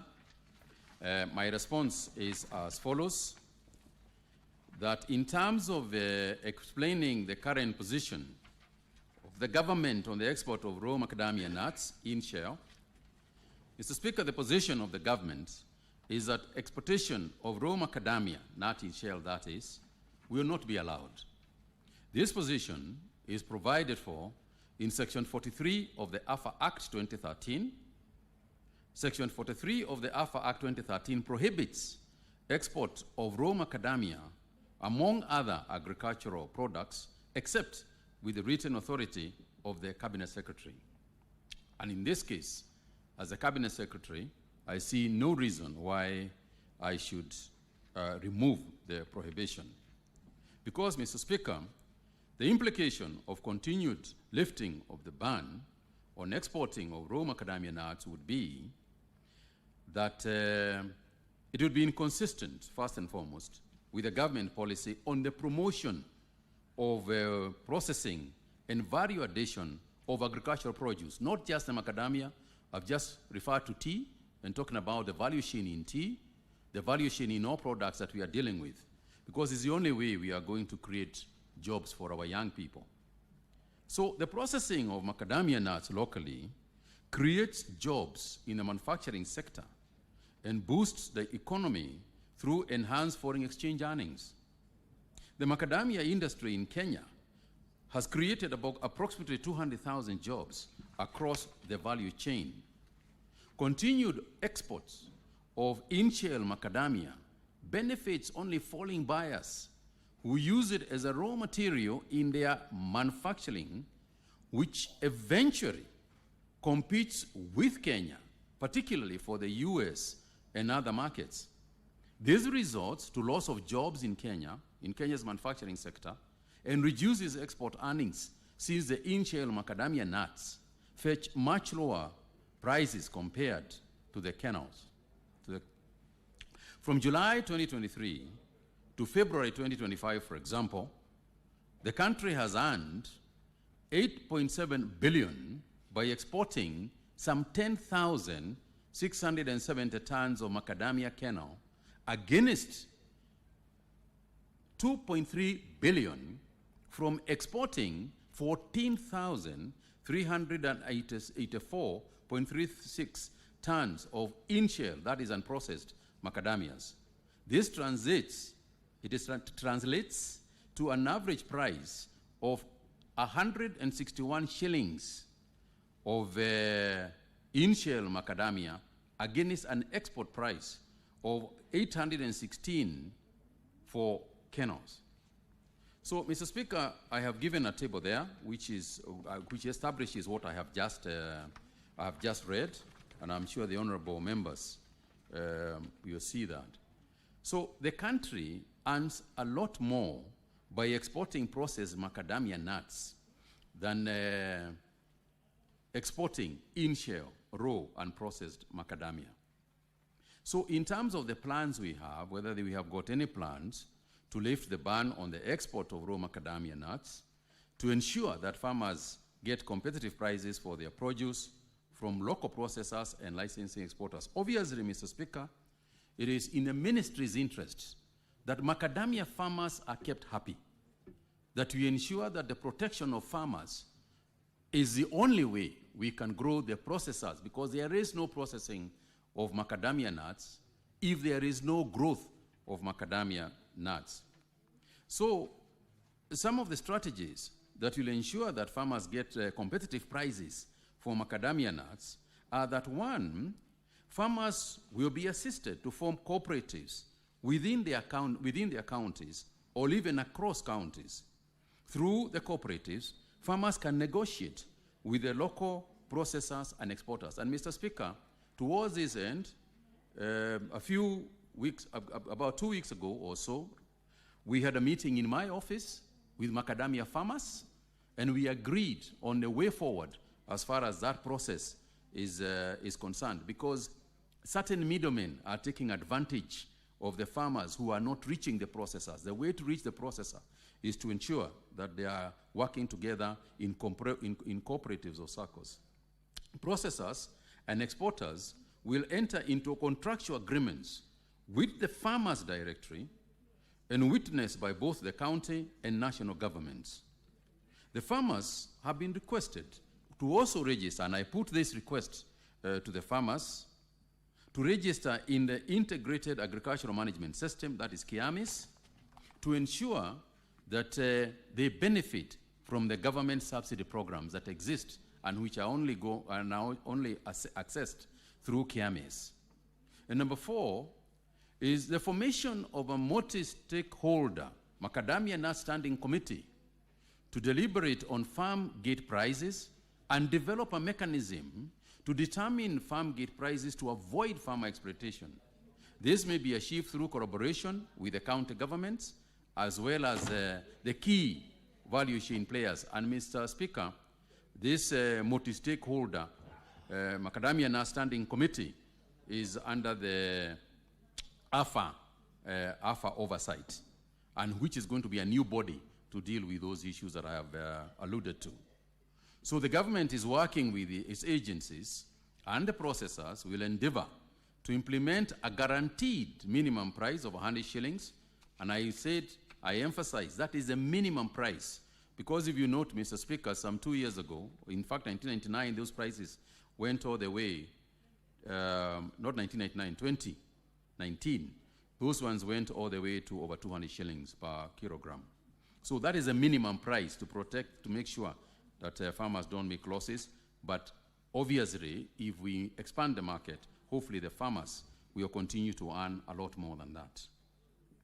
And in terms of the strategies the government is implementing to build the capacity of local processors of macadamia for enhanced value addition to maximize the benefits to farmers and the overall economy, the government will strengthen its policies and ensure that there is implementation and enforce the policies that will protect processors from unfair trade practices. Further, the ministry will collaborate with other government agencies and private sector to develop and provide training programs and resources that will improve production techniques and maintain quality standards. We will also facilitate access to markets by supporting initiatives that will allow processors to compete effectively in the international markets. And finally, Mr. Speaker, is to develop a harvesting calendar for the opening and closing of the harvesting window of macadamia to ensure improvement of the quality of the Kenya produce. Thank you, Mr. Speaker. Thank you, Cabinet Secretary. Senator, you have a supplementary question? Yes. Mstahiki Speaker, niko na maswali mbili. Ya kwanza ni kuhusiana na taasisi ya KTDA. Kwa sababu juzi kumekuwa na malumbano ambapo alitoa mwenyekiti aliyekuwa ndiye mwenyekiti wa KTDA, na jambo la kwanza walipofanya hivyo wale wanaokaa katika ile bodi ya KTDA ilikuwa ni kutupilia mbali zambuni iliyofanywa ya ununuzi wa mbolea kutoka ambayo inaenda kwa wakulima. Bwana Waziri, mwaka jana malubano kama hayo iliacha wakulima majani chai kuchelewa kuleta mbolea, na kwa hivyo ningetaka kujua unafanya nini kumaliza malubano ambayo iko katika taasisi ya KTDA. Na swali langu la pili na la mwisho kuhusu Macadamia. Waziri, nimesoma tafsiri yako ambayo umeleta siku ya leo. Kuna mahali ambapo hatutakubaliana nayo, na mimi nitasema kwa sababu. Kwanza hii sheria ambayo ililetwa na Hafa mwaka 2013. Na naona mkurugenzi mkuu wa Hafa Bruno Linyiru wako hapa. Kila mara tukiongea mambo ya Macadamia huwa anajihisi ni kama tumealika mbu katika kongamano la kutafuta dawa za malaria. Kwa sababu wenye walileta sheria gandamizi katika bunge la kitaifa ni Hafa, ndio maana hii sheria inaitwa Hafa. Waziri, inakuaje mkulima wa mahindi asurutishwe na serikali kuuza unga lazima asage mahindi? Bwana Waziri, inakuaje mkulima wa kahawa anapopeleka kahawa katika soko la kahawa yeye haambiwi aende afanye roasting ama aende kupika ile kahawa iende kama imepikwa? Waziri, tuna haja na ngozi. Mpaka saa hii wafugaji utapata ya kwamba ukienda bandari ya Lamu bado wanaruhusiwa kuuza ng'ombe wakiwa hai, na bado tunahitaji ngozi. Ikawa mkulima Macadamia, mkulima wa korosho, mkulima wa Bigza na wapareto, hawa ndo walitongewa sheria hususan ya kuwafinya. Mstahiki Speaker, juzi nimetembelea, mimi ni mkulima, na waziri, nimesikia ukisema kwamba ulikuwa na kikao na wakulima. Niliona picha na watu wakiwa na makoti marefu, wengine hawana nywele. Kama kuna mtu mkulima Macadamia ni mimi. Ninapoongea siku ya leo naongea kwa niaba ya mkulima Macadamia Tongaleni ambao hawezi fika kikao hiki kajiongelea. Mkulima Trans Nzoia ambao wanaumia kwa sababu ya Macadamia. Mkulima Nyeri mahali umetoka ambao walikutunuku nafasi ya kukaa katika seneti tukufu. Lakini nataka kukuambia siku ya leo wanaumia. Mliokaa nao hao sio wakulima. Ya pili ni kwamba ukitaka nitafute waziri nikupeleke kwa maghala. Kwa sababu soko ni mbili. Soko ya nchini na wale ambao wanaongeza dhamana katika Macadamia. Senator, lakini bado nasubiri ulize swali yako. Naelekea hapo Mstahiki Speaker. Nilikuwa naweka msingi dhabiti ndio niweze kuuliza swali Mstahiki Speaker. Najenga hoja. Mstahiki Speaker, sasa swali langu ambao ningetaka kuuliza ni moja. Katika takwimu ambazo umeleta hapa ukasema kwamba Macadamia ilipouzwa ikiwa na maganda ilikuwa inaleta takriban shilingi 121. Lakini ikitiwa dhamana ilikuwa inatoka shilingi 816. Ilikuwaje basi wakati ilikuwa inatoka shilingi 816 wakulima alikuwa anapata shilingi 30 peke yake? Na ndio ilibindi waziri aliyeondoka, Waziri Ntuli, kuondoa makataa ile iliyokuwekwa ili wakulima auze Macadamia ikiwa na maganda. Na hiyo ingine, soko ni mbili. Macadamia iliyowekwa dhamana na Macadamia ambayo haijawekwa dhamana. Sasa ni kusema ya kwamba tuuye ile soko ambayo inanunua Macadamia ambayo iko na maganda kwa ajili ya ile ambayo iko nchini, na bei ikiporomoka itakuwaje? Sasa ndio nilikuwa nasema waziri, mimi naomba tafuta wakati mlitoa makataa, mimi mwenyewe nilikuwa nimeuza Macadamia yangu katika bei ya shilingi 150. Baada ya makataa, naomba ulinzi wako kwa sababu ya Senator Chute. Hebu nijenge hoja. Kuna maana niliuliza hii swali, kulikuwa na sababu. Na ningetaka kusema kwa Senator, wewe unaharibu mtiririko wa mawazo wakati nauliza maswali yangu. Senator Chute, ningeomba ulizi Bwana Speaker. You are protected. Senator Chute, asante sana Mstahiki Speaker. Sasa nilikuwa nasema waziri, tafuta wakazi, kwa sababu wakati mlitoa makataa tayari kuna wale ambao walikuwa wamenunua Macadamia na kuyaweka ikiwa na maganda ya kuuza nje. Tuweze kuondoa wale, kama ni Hafa waende watathmini, tuondoe ile Macadamia yote yaende, kwa sababu niliporudi tena niliambiwa hata shilingi 80 yangu siwezi kununuliwa. Waziri, shamba langu ni eka zaidi ya 70 ya Macadamia. Kwa hivyo nikiongea, tia hii jambo mkazo, fuatilia, fungua soko kwa wale wako na makadamia ambao tayari ilikuwa imetengenezwa kuwekwa kwa magunia kuuzwa kwa soko iliyo na maganda, halafu tena hiyo ingine ufungie, hata kama ni 60 20 iende nje na 80 ibaki, tuweze pia kukuza pande zote. Asante sana Mr. Speaker. Cabinet Secretary. Thank you. Thank you very much, Mr. Speaker. Order, Senators, order. More fire. Order. Mr. Speaker, thank you very much. Let me start with the KTDA, which the Honorable Speaker has rightly, the Honorable Senator has rightly pointed out, has been undergoing some conflicts. And as you know, Mr. Speaker, the matter of the conflicts in KTDA actually went to the courts in this country and was judged, and indeed a court ruling was made, I think about a couple of days ago. I think it was last week or the week before, when the court held that there is now a substantive chairman at KTDA, and obviously my role in the whole thing, as you know, KTDA is a private outfit which corresponds with the government very, very closely because of its importance to this nation. And therefore, I concur with the Honorable Senator that I will be engaging them very, very closely to ensure stability within KTDA. It is in our interest. It is in the interest of the tea sector. And in my discussions with the new team that is there, with the new chairman, my discussions with them, including my visit with them to DMCC in where our tea is being blended and so on in Dubai, I can say with confidence that I can see unity within the directors of the tea sector at the moment, and my prayer and hope is that that is what is going to happen, and I'm going to engage them to ensure that good working order is maintained for the benefit of our farmers in the tea sector. Mr. Speaker, as far as the macadamia is concerned, I sympathize with the Senator, especially as not just as an honorable senator, but also as a farmer. And I can feel, you know, from where the agonizing issues he has to deal with, not just for himself, but also for his, for the county which he represents. Mr. Speaker, what as a nation we want for, and the policy framework on which we are operating under, is not just to value add macadamia. It is to value add everything that we can. The production of macadamia in this country is about 45,000 metric tons. The processing capacity is about 120,000 metric tons.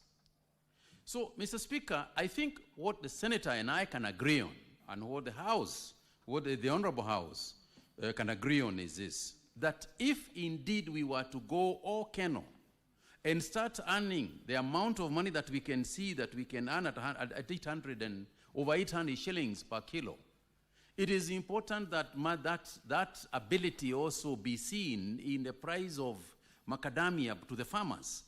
And it has been established that that can be the case. If we process it, the price can go up at the farming units, at the farm gate. The prices will go up. Mr. Speaker, let's not also forget that we are dealing with an international market, and that the people who are importing these nuts, especially the Chinese people, who are buying these nuts, are the second largest producers of macadamia in the world. And what they are doing is that in addition to their macadamia, they buy our macadamia. When we process our macadamia, we export directly to the US market and create jobs for our youth. And not just macadamia, I emphasize. Every other crop that we are pushing towards the value chain improvement and ensuring that we are creating jobs, not just in tea, in coffee, in everything else. Even in wheat, we are insisting that we grow our wheat here, and we are in the process of establishing the policy that can help us to do so. So, Mr. Speaker, My view is that yes, I concur with the Honorable Senator that we engage in the discussions on this matter. And I want to engage the industry, and I'll be happy to engage the Honorable Senator to unravel any issues that affect the farmer. I came into this ministry with a policy of enhancing the farming business and especially putting more money in the farmer's pocket. And therefore, I undertake to engage with the industry to see what we can do, but the policy framework does not change. The policy framework remains that we want to process everything in our agricultural production chains here in the country and create jobs for our children. I thank you, Mr. Speaker. Thank you. Asante Waziri. Senator Murango, kuna swali lingine? Alafu Senator Murango, unajua umesema wewe ni mkulima wa Macadamia. Hapo. Na umekuwa mkali sana na unaona waziri amekubaliana kila kitu na wewe.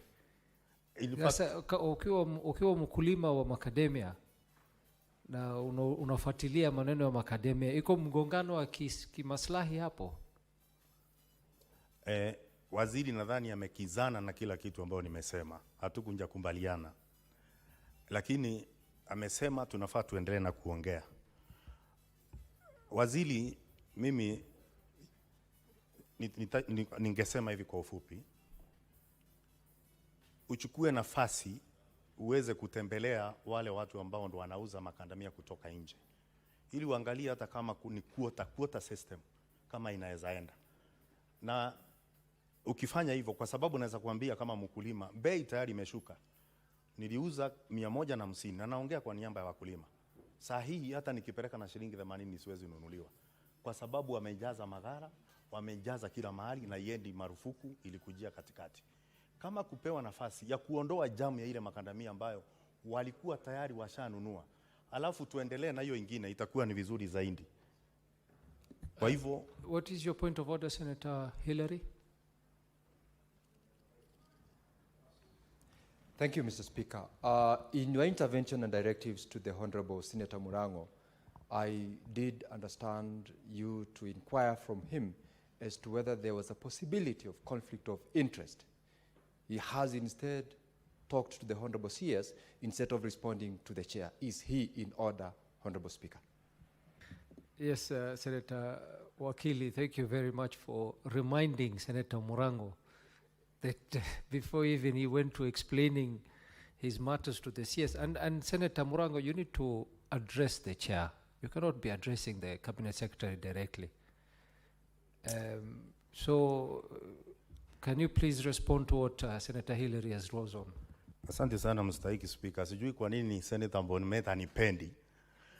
Lakini nitajaribu sana kujibu swali. Ningetaka niseme kwamba hata kama mimi ni mkulima mstahiki Speaker, mimi nimepewa nafasi muhimu sana kukaa katika bunge hili ambao naweza ongea na waziri ambao wakulima nchini waweze mfikia kaongea na yeye. Kwa hivyo uchungu nilio nao ni uchungu wa mkulima. Na unajua akae shina la mti ndo anajua, yeye wanajua wale wandudu wanakaa pale wanakula nini. Sasa mstahiki Speaker, Senator Murango, ungependa kujulishwa na Senator wa Busia? Yes, Senator wa Busia ni rafiki yangu, lakini wakati mwingine anacheche. Kwa hivyo nitamruhusu kidogo aniambie anachotaka kusema. Asante. Sawa, Senator Mutata. Hilo jambo la kwa conflict of interest haliwezi likatokea kwa sababu senator alijipigia kura. Alipenda kupiga kura, alijipigia kura kama mwakilishi wa watu wa eneo lenye anawakilisha. So kupiga ile kura inamaanisha kwamba yeye pia akiwa hapa anajiwakilisha. Kwa sababu alikuwa anachagua mwakilishi na alijichagua kuja kuwakilisha hoja zake hapa kwenye hii bunge. So sioni kama kuna mgongano wowote na Senator Murango. Nadhani wanakusumbua bure. Ulijipigia kura. What's your point of order, Senator Enoch Wambua?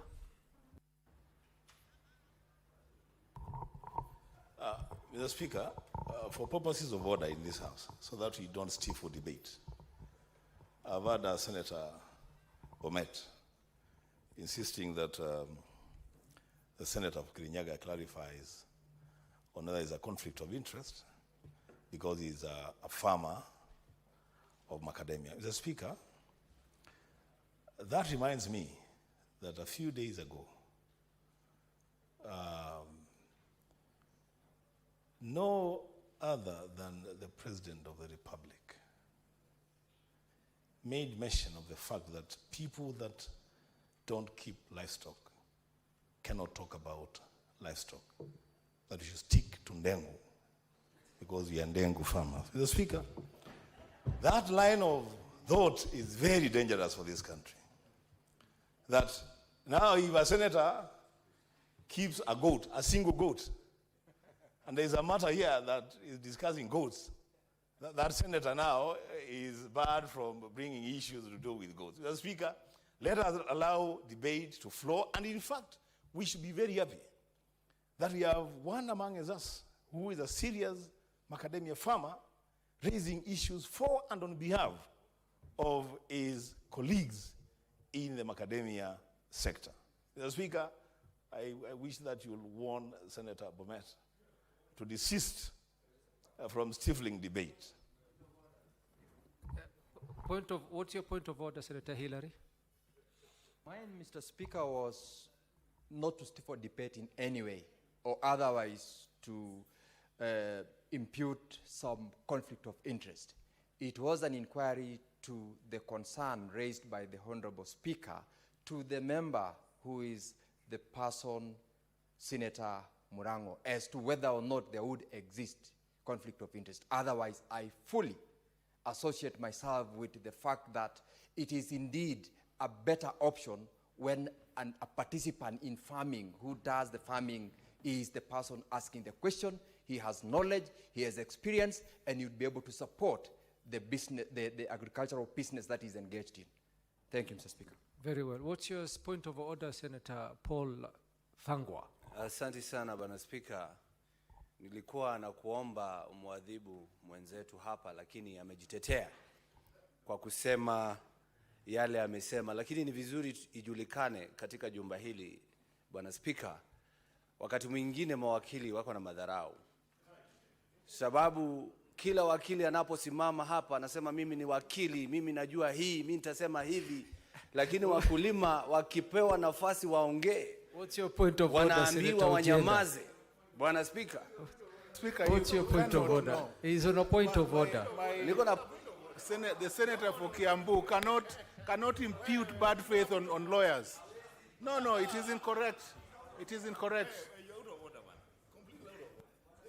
Senator Thangwa, proceed.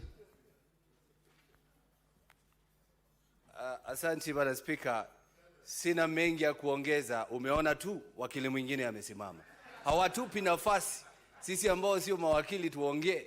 Lakini ningetaka kusema yeye ame-apologize Bwana Speaker, kwa hivyo hiyo tuikomee hapo. Mkulima aendelee kuongea. Now, honorable senators, ndakupa nafasi uendelee kuongea. Honorable senators, you know, I asked the question of conflict of interest. It wasn't Wakili who raised it. And if you were following the supplementary question by Senator Murango, he did mention that he has some quantities of macadamia, and he was asking the CS to open the market so that he can sell it.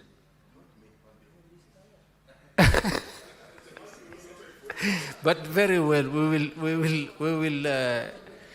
we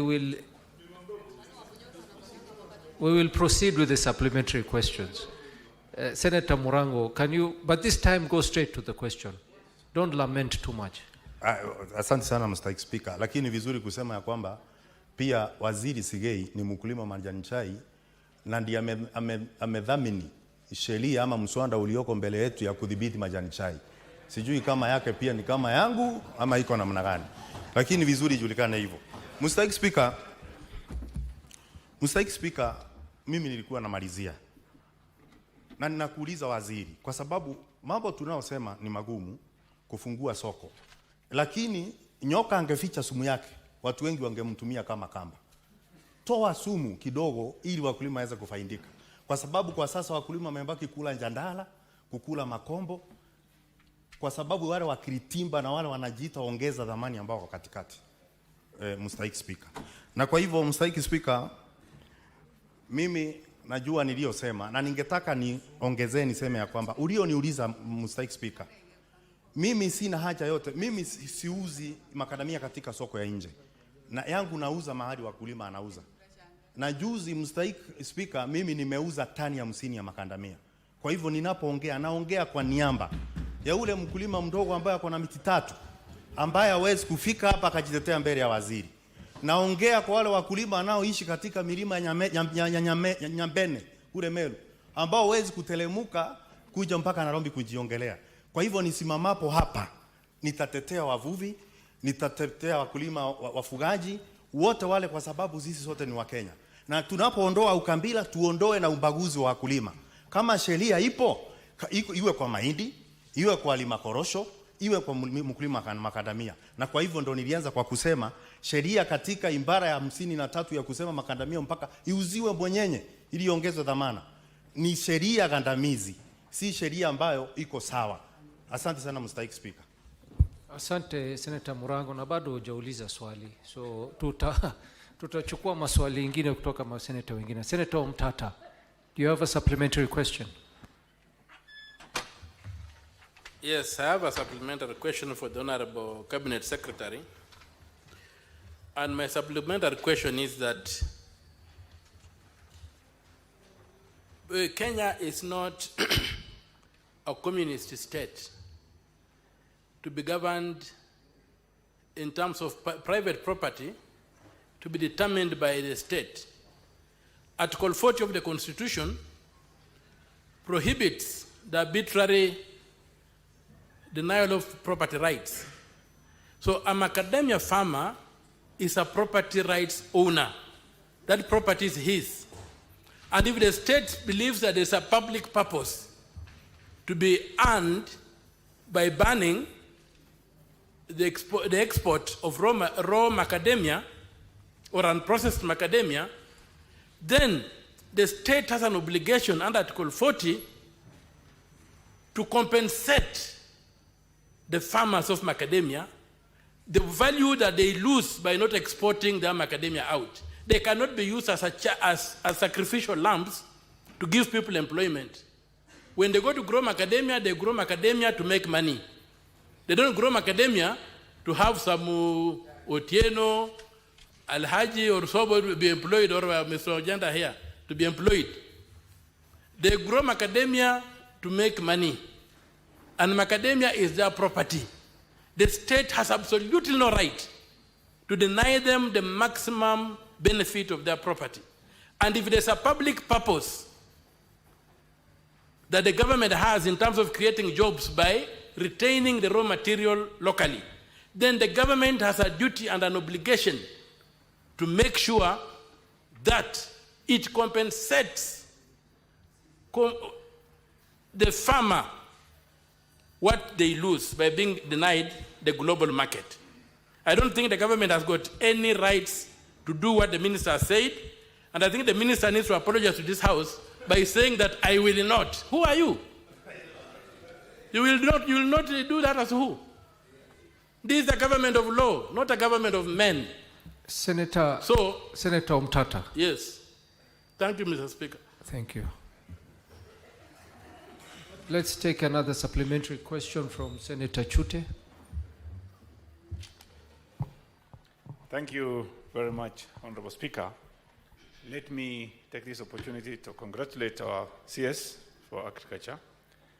I have a similar issue about macadamia, but this one goes to farming in northern Kenya and Upper Eastern. I had a conversation with the CS earlier in regards to something very important. The government normally gives debt reliefs to farmers, let's say coffee farmers, tea, maize, beans, sugarcane, and many other type of farming. But the government has neglected northern Kenya, upper eastern, and many parts of this country which are dependent on livestock farming. Does he really even recognize that livestock is also part of farming, contributing a lot to this country? Having said that, my question would be, some farmers borrowed money through AFC loan, and many farmers lost the animals, up to almost 80% of the animals.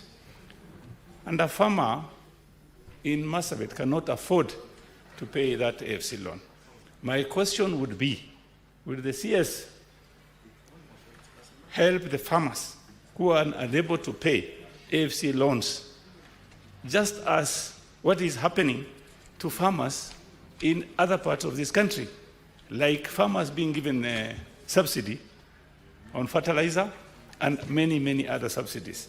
Can the CS tell us how he's going to help farmers who have not paid AFC loans in terms of some kind of debt relief? Thank you very much, Honorable Speaker.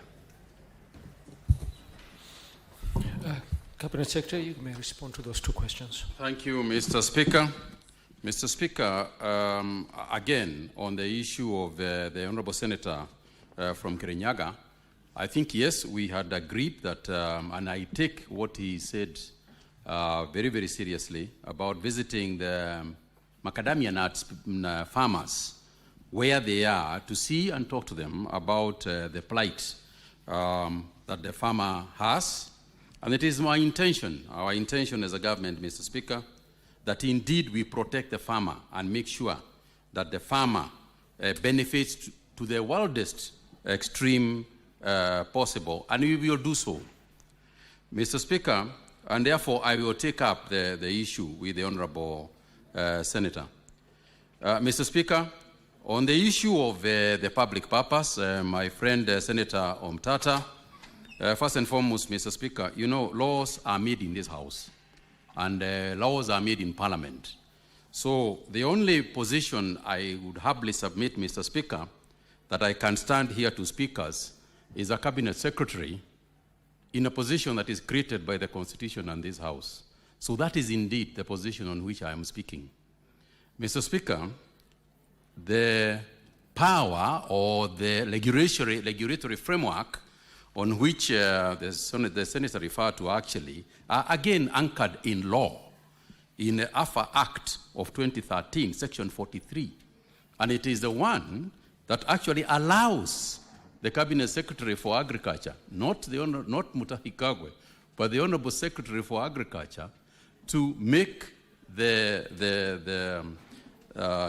pronouncements that I have made. That is the position, and that is who made the pronouncements, not the man from Nyeri, as it were. Mr. Speaker, on the issue of Mr. Shute's question, the Honorable Senator Shute, I think the Honorable Senator, I would like to assure you, beyond any doubt whatsoever, that we consider the livestock industry as crucial, not just as important, it is crucial for Kenya's development. Unless we deal with it and give it the appropriate attention that livestock farming demands across the country, then we will not develop, or we will leave large chunks of our country undeveloped. And you know, a nation's strength is measured not by the strongest part of the nation, not by the strongest part of the rope, but the weakest part of the rope. That is how you measure the success of or otherwise of a nation. Therefore, I want to assure you, and we have taken serious steps towards livestock farming. As you know, we are in the process of building a large livestock, the Kenya Livestock Industrial Park, that cannot succeed unless we address the issue of livestock farming. And by addressing livestock farming, we are referring to a livestock herder, a person who looks after a cow. That's how far we have to go in order to protect the industry. So I want to assure you, and the Honorable Senator, that It is part and parcel of the issues we consider seriously in the ministry. The second part of the question regarding the Agricultural Finance Corporation loans, again, the Honorable Senator was honest to say that we had a meeting prior to my address here, and we agreed to meet up in another 2 weeks after he gets that information, and I get some information, and see what indeed we can be able to do to help the farming community and the persons who are suffering because of that. They are as important as any other farmer in this republic. I thank you, Mr. Speaker. Thank you. Senator Mwini Haji Mohammed. Thank you, Honorable Speaker. Mine with regard to the tea blending in the country or in Mombasa in particular. Packing paper, which contributes about 75% of the cost, is subjected to import duty of 35%, 25% excise duty, and a 16% VAT, which makes the cost higher for our teas, which we blend and pack in the country, than in other jurisdictions. So what is the government doing in order to lower those taxes so that our teas can be very competitive? Number two, Senator Faki, you're only allowed one supplementary question. Chair, you know, we are hosting, my county is hosting the tea auction, which is one of the biggest auctions in Eastern Africa and Africa as a whole. And, so the counties that don't host tea auctions should not ask hear me questions. First, Chair. We are the biggest in the value chain. We are the biggest very well, ask your question. The value chain. Yes. My second question, Senator Wambua, what's your point of order? Speaker, the Senator for Mombasa is inviting you to act in a very discriminatory manner. There are counties in this country that don't host anything. So when it comes to being given the privilege to ask a second question, what will you do with those senators from those counties, Mr. Speaker? The Speaker ruled the Senator of Mombasa out of order. Let him stick to provisions of Standing Order 51C so that we also make time available to other senators to ask their questions.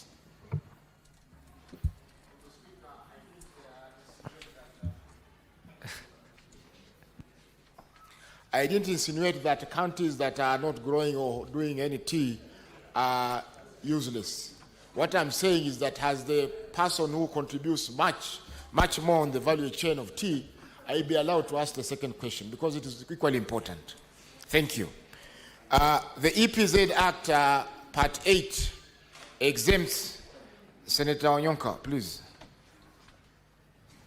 You can invite Senator Busia for tea. The EPZ Act in Part 8 exempts the EPZ factories from restrictions on import quotas, except for trade in firearms or military equipment and other illegal activities. This enables the factory operator to import inside an EPZ to have flexibility in the importation of, for instance, tea that is not locally available, but which they will use to blend with the teas that are available in Kenya. Now, under the Tea Act 2020, it places the EPZ factories which are doing tea blending and packing under the Tea Board of Kenya jurisdiction. And such teas are subjected to very stringent importation rules. For instance, you can only import if it is not available locally. And when you import, it is subjected to analysis on 39 parameters. There are 39 parameters at the cost of the importer. And therefore, it makes the imported tea for blending very unattractive to our local packers. Yet, we need to do value addition here and blending with other teas so that our tea can be competitive and we sell to the niche markets. So what is the ministry doing in order to cure this anomaly so that the EPZs that are doing tea are at par with the other EPZs? Thank you. Senator Mundingi. Asante Bwana Spika. Bwana Waziri, pongezi kwa kuwa serikali iliyokuwako zamani ulikuwa waziri wa afya na wakafanya kazi nzuri, na wakati wa hii serikali ya Kenya Kwanza pia muungano umekuwa waziri wa kilimo ambaye mimi ni mwenyekiti mdogo wa kamati ya agriculture. Mambo ya makandamia, Bwana Waziri, ile kazi na mipango mlio nayo kwa mkulima si mbaya, pamoja na hava, kwa sababu hava ya zamani ilikuwa haifanyi kazi kulingana vile inafaa, lakini siku hizi inafanya kazi nzuri. Mipango ya kamati ya agriculture, mambo ya makandamia, wakati tunajua ilikuwa toka shilingi 200 kwa kilo moja, na wakati serikali iliingia ikawa inatoka shilingi 30, lakini serikali ikasikia kilio na ikaongezea muda wa parua mwaka moja, ndio makandamia ikaenda shilingi 120. Na wakati hiyo muda iliisha mwezi wa Novemba, sisi tukaongea na waziri alikuwako ambaye alitemwa aongezee miezi 6, ndio kamati ya agriculture na kaunti zile zingine wakae chini tuone vile mkulima atafaidika na manufacturer atafaidika, kwa sababu kwa kipindi ya miaka 3 mnasema nchi ya ng'ambo makandamia ya Kenya haitaenda kule. Sasa tukaona mnafuatilia vizuri vile ilikuwa yasemekana tutengeneze sheria. Agenda yetu Bwana Waziri ni kuomba mkulima apatiwe kipindi ya miezi 6 parua, ndio muweze kujiandaa na kumfunza vile value addition itafanywa. Hakuna mambo mingi, kwa hivyo ni just tu wewe useme kama mkulima anaweza kupata miezi 6, ndio muweze kuamfunza vile makandamia itakuwa yatengenezwa katika Kenya ikienda nje ya ng'ambo. Hakuna mambo mingi Bwana Waziri. Third question from Senator Ojienda.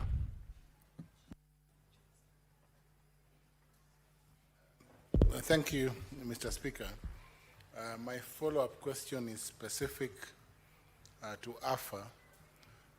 When the CS was addressing the question of macadamia, he indicated the preparedness of his ministry to deal with several questions, including opening up markets and so on and so forth.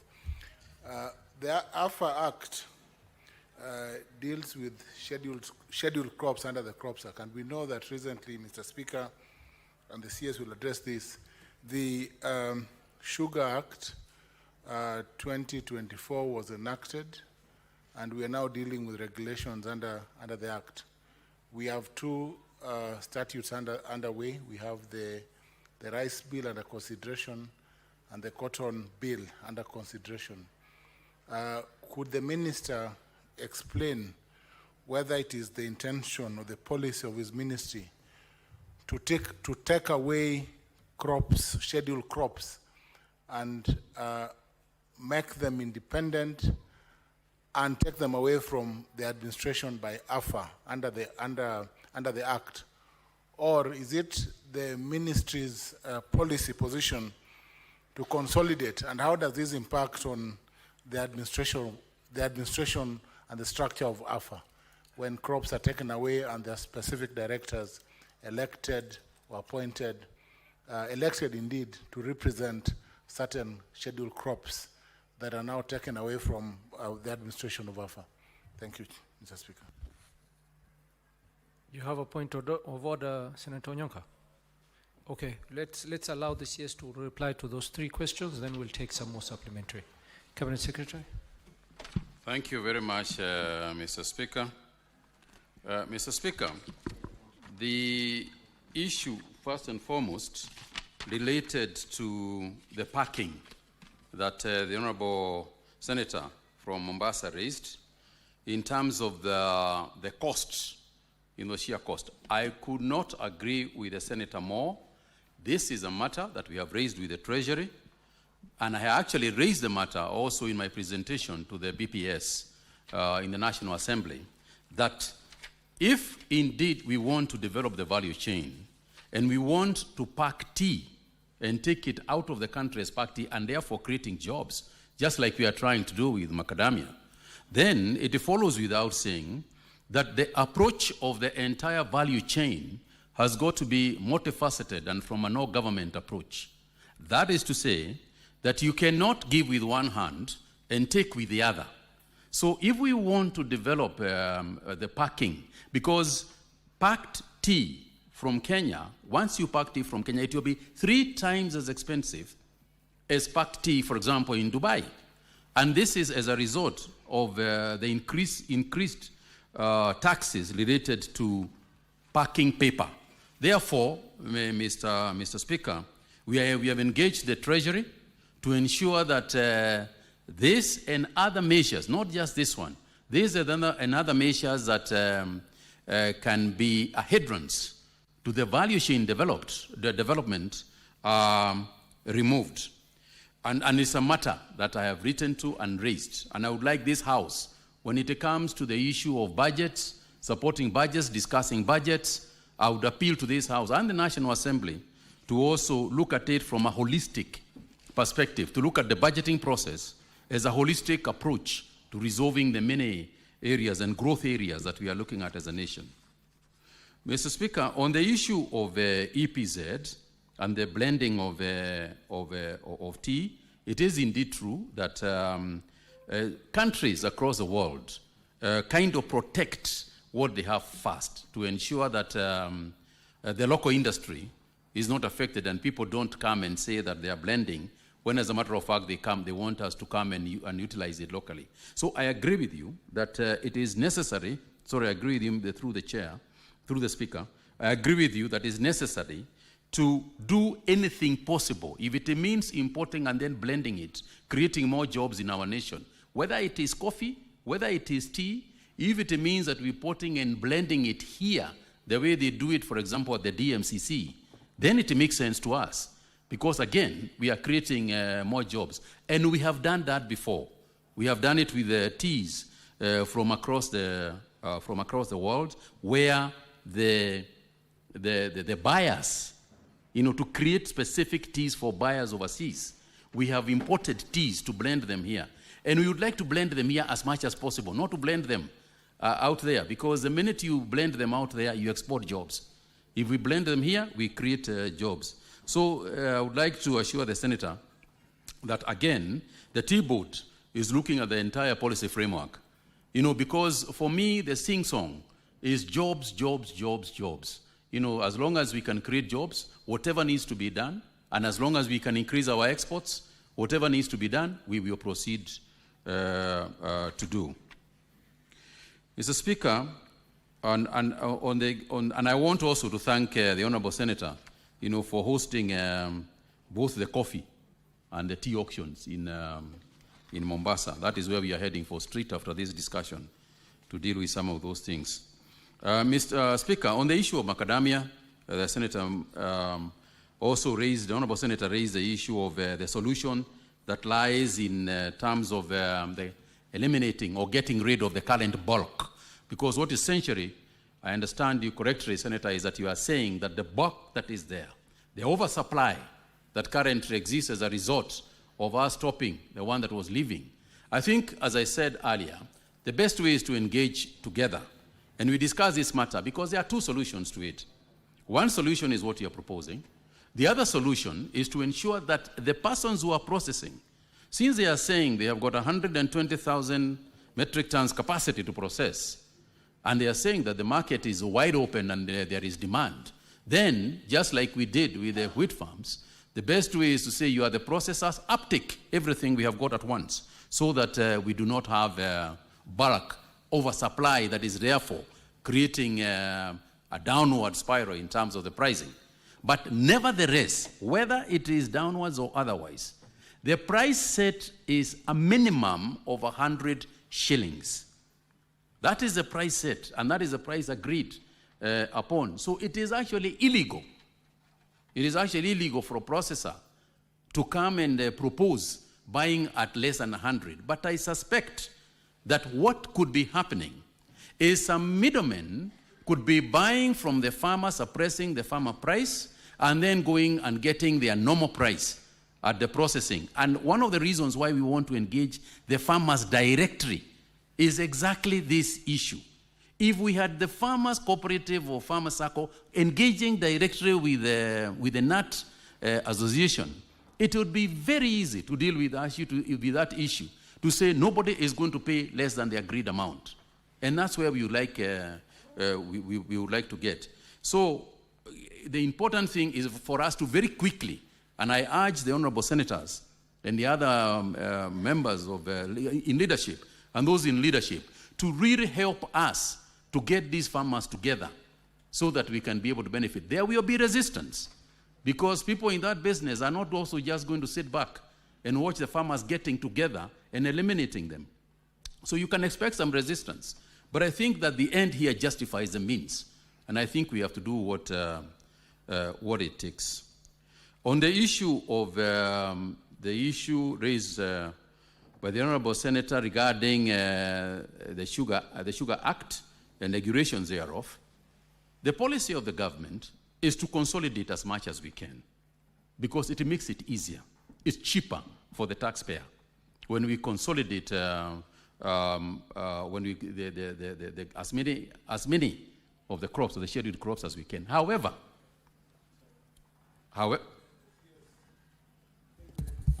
what's your point of order? I'm Senator Professor Tom Ojenda, Senior Counsel. Mr. Speaker, sir. That is quite a mouthful. So in this house, you can be referred to as Senator Ojenda. Proceed, Cabinet Secretary. Mr. Speaker, sir, I am very conversant with the titles of Senator Ojenda because he happens to be a personal friend of mine. However, I completely concur that indeed he is a professor of law. Regarding the question that the Honorable Senator asked on, is in terms of regulation, again, I repeat that the idea is to consolidate because it makes more sense, it is easier to manage. However, where, for example, like in the Sugar Act, and I apologize to the House because I'm supposed to have sent the regulations by now, but it takes a bit of the public hearings and so on, take a bit of time. But I will ensure that in the soonest possible time I bring the regulations. In the case of sugar, for instance, one of the reasons why it is managed the way it is because, don't forget, Mr. Speaker, that we are in the process of going into a PPP with various organizations in order to streamline the sugar industry and to ensure that the sugar farmer benefits from bringing in the sugar, farming the sugar, and getting paid, more importantly, bringing the sugar and getting paid for it. And the way we have determined that and working closely with the leadership of the sugar growing areas is to license people who are going to manage or work together with the farmers in those areas. And therefore, at that juncture, then the duty of AFA is dramatically reduced and hence not necessary to engage as much as we want to engage with other crops. I thank you, Mr. Speaker.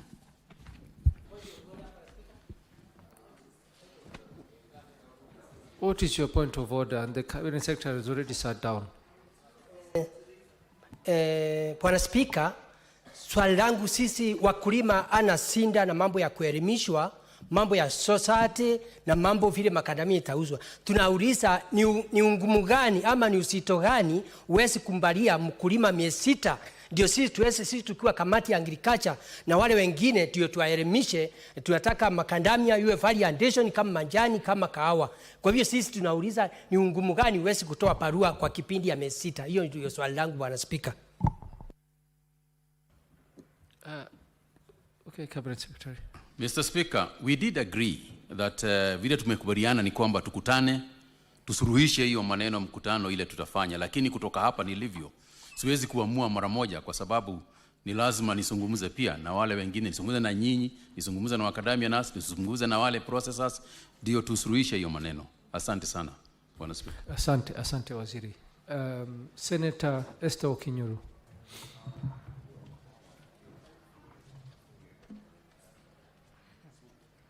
Thank you, Mr. Speaker.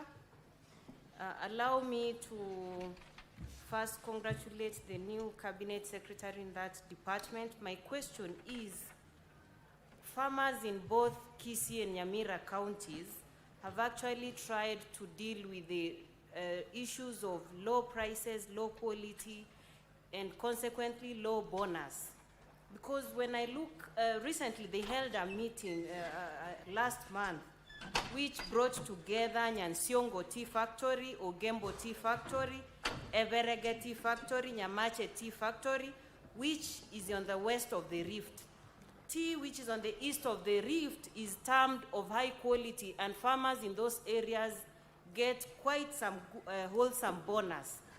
Why is it that in our regions, even after farmers have tried to implement all that has been suggested to them, we are still reaping very little in terms of bonus, Cabinet Secretary? I see there is an issue of testing. Do we have to have someone who's testing by their tongue? Aren't there any other scientific means we would employ so that we give fair chance to tea farmers on the west of the Rift to also feel they are part of this process, and there is value for the agriculture of the tea farming that they are actually engaging, Cabinet Secretary, so that we don't feel like we are actually, our efforts go in vain, Cabinet Secretary. Thank you, Mr. Speaker. Senator Richard Onyonka.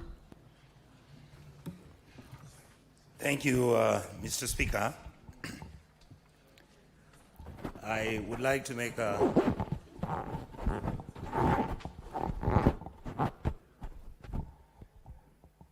Mr. Speaker, if you will allow me, I would like to first of all congratulate Honorable Mutahi Kagwe, somebody that I know very well and have worked with before. So Waziri, I karibisha you to this murky waters of our issues. Number two, Mr. Speaker, I have listened carefully what the CS has said, and I wanted to bring him up to speed on something called Pyrethrum. CS, Pyrethrum is one of the products that has been historically very useful in terms of upgrading the income levels and economic activities in the areas that I represent, and that is Kisii County. Senator Onyonka. Yes. You know you're a veteran in this house. Yes. You know very well that you're supposed to ask a supplementary question in reference to the main question that was asked in this house. I was going to bring it with Macadamia also. I'm just, I don't know what that There means. is a relationship between Pyrethrum and Macadamia. Yes. Interesting. I would like to hear this. Thank you, sir. The relationship is that these are two products, Macadamia and Pyrethrum, have a high value. They are basically products which have got a huge international market, and their prices are extremely well taken care of. If you realize, Mr. CS, at one time, Pyrethrum after tea was the largest product that Kenya was exporting, because pyrethrin is a product that is natural, that is used even in aeroplanes and all that. I wanted to ask the CS, why is it that we have got success in Macadamia, and to a large extent the industry is growing, and yet our Pyrethrum has just died? That is the link I wanted to bring. Thank you, Mr. Speaker. Senator Veronica Duarte. Thank you, Honorable Speaker. I've been looking for the attention to ask for this question. First of all, let me congratulate our Honorable CS for Agriculture and assure him, Honorable CS, that we are expecting a lot from you, especially because you do come from the farming communities. So the agricultural counties across the whole country are expecting a lot from you. But having said that, I have traveled to the US on several occasions, and I have walked through the largest supply chain being the Walmart. Our tea products, Honorable CS, I hope your officers can stop distracting you because this is an important question. Our tea products, our coffee products are not in the US market. And Honorable CS, if you listen to some of the questions that are being asked here, it's about the price of that tea commodity, coffee commodity, and the amount of money that is getting into the farmers' pockets. They have a problem. The price that is being paid for tea per kilo is not commensurate to the cost of living. It's not commensurate to the input that is being put in the farms. Honorable Speaker, Honorable CS, what is the ministry doing to ensure that we access better markets, achieve better prices for our coffee and tea products, and how do we ensure that those prices, once they are paid, that they get into the farmers' pockets, and that we reduce the people, middlemen, who are cutting away money from the bonuses and payments that are due to tea, especially the banks which are taking very high interest rates. Is there nothing the ministry can do to ensure that farmers are receiving, if they receive finance from any bank, based on the guarantee of their bonus or the tea price, that the same is not wiped away by interest rates that are being cutted away by commercial banks? What is the ministry doing to mitigate that? Let's take one more question from Senator Paul Thangwa. Thank you very much, Mr. Speaker. My question, and first of all, is to congratulate the CS in his role as the CS Agriculture. But my question, Mr. Speaker, we understand when this macadamia ban was effected, the good CS was not the CS then. So I would want to urge him, please do not defend this ban. Do not defend it. Because we do have information, some cartels infiltrated the ministry to have this ban effected so that they can be the sole supply or purchasers of this macadamia. And since they understand the farmers do not have very nice storage facilities, they will sell to them at a throwaway prices. So, Bwana CS, it is my question, because you have said you cannot announce it today here. And I just want to remind you, if you treat Kenyans abnormally, they will treat you abnormally, Bwana Speaker. What I would want to urge you, give us a timeline when you're going to consult with Kenyans. Just lift this ban with the citation that it never went through public participation, so that farmers can sell their macadamia wherever they want to sell. So my question is, what timelines are you going to consult the farmers so that you can remove this ban? Thank you very much, Bwana CS. One more question from Senator Wafula. Honorable Speaker, thank you for this opportunity once more to appreciate and congratulate the Minister for Agriculture for the appointment and a good job being done currently.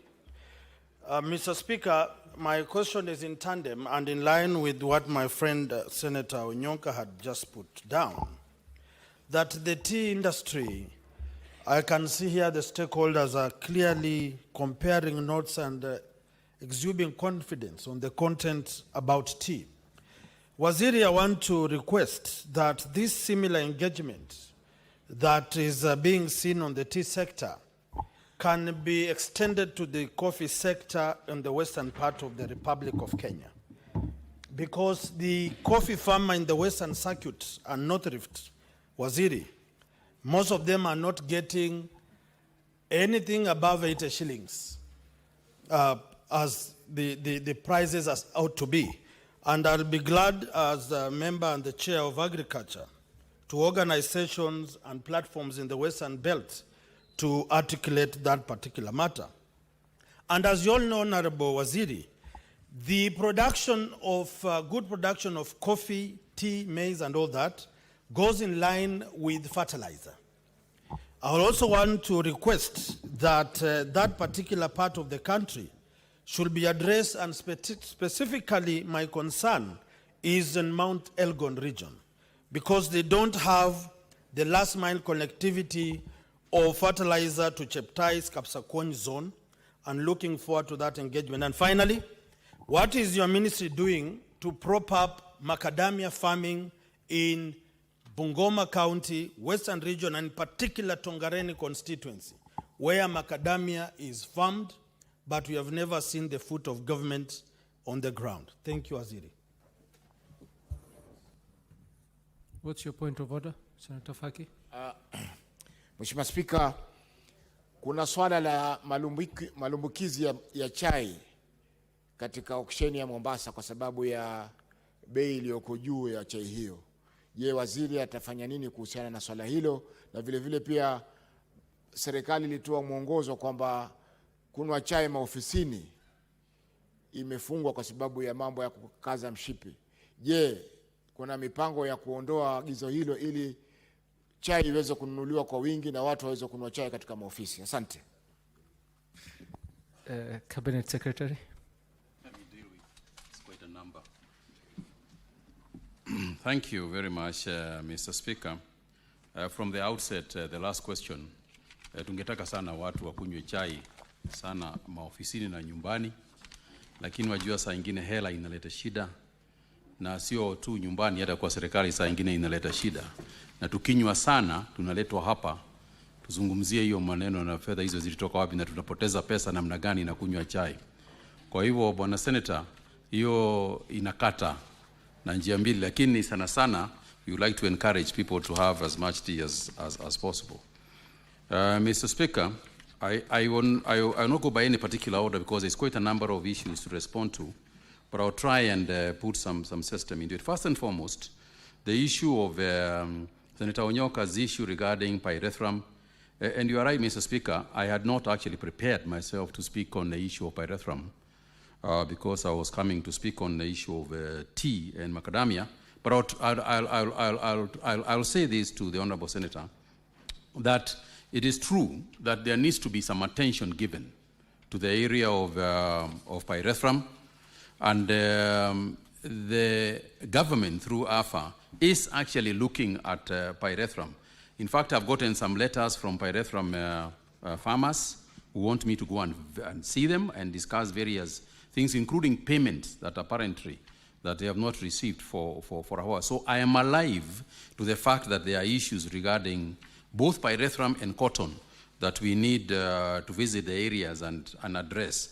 And I undertake to do so. But however, having said that, the prices of Pyrethrum through the AFA offices have actually been going up over the last 3 years. And you will recall that the Pyrethrum issue started deteriorating because of inconsistencies of production. The markets that we were serving in the United States started looking elsewhere. So if we go into this, one of the issues that we'll have to address very carefully is consistency in production. That once we introduce ourselves to a market, we must consistently supply that market. Because what happens is that once you break the supply, then the markets look elsewhere, and it becomes very difficult to reintroduce them back to ourselves. So we need to look at both growing as well as the stability in the market. However, AFA is in fact providing dryers, among other inputs, to try and help the Pyrethrum sector, and also working on the markets that we have. I undertake, as I said, it is not something I was quite ready to respond to, but I agree with the attention that it deserves. And in the issue of the quality of tea, again, in response to the quality, which I had alluded to in the discussion that I had, actually testing has got nothing to do with the quality, and the testing cannot improve or otherwise the quality. What is going to improve the quality is the crop husbandry and what we do all the way from how we plant and treat the tree, how we especially harvest the tea. Because what has been happening in some of those areas, and that is why in the area address that we made, we banned hawking. And one of the reasons we banned hawking is that once hawkers come into the market, what they are doing is that, and you have heard about it, Honorable Speaker, You have even heard about theft of tea in the Kericho area and other areas, theft of tea. People even plucking tea at night. You know, when that tea comes, because you are unable to tell which part of which tea is that.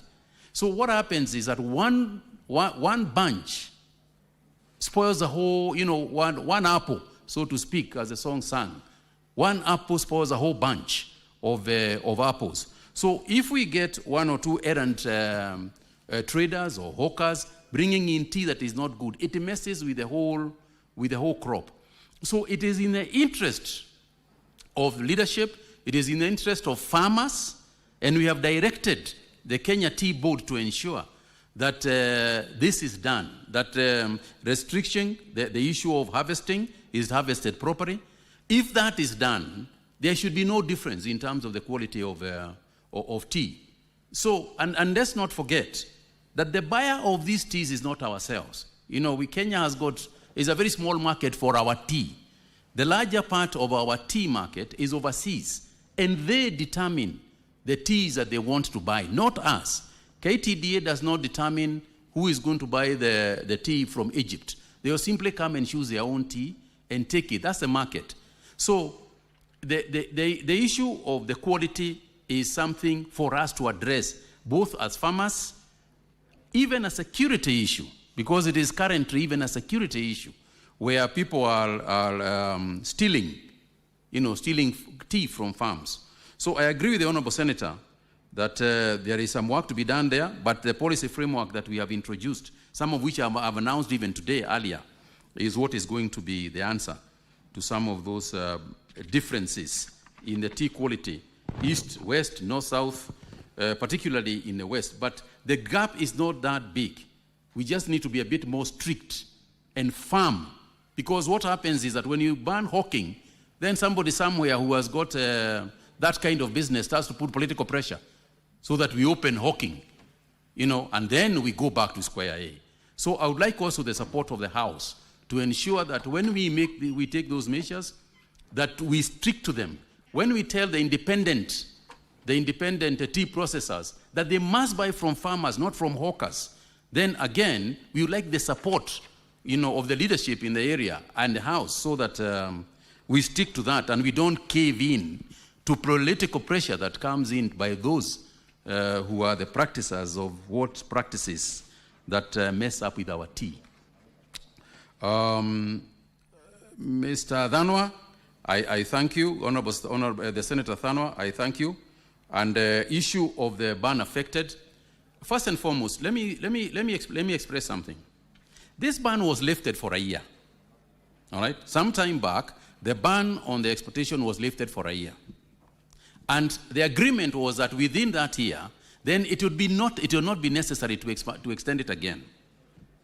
Following that discussion, the ban was extended for another 1 month. All right?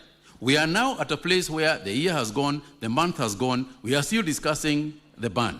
That is why I am saying, for me to make a pronouncement on that issue and make a decision on it, it is not a singular decision.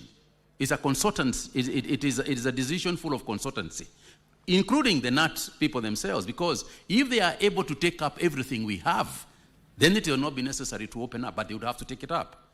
So allow me, give me the next 2-3 weeks so that I'm able to engage on that, on those issues, because they are profound and important.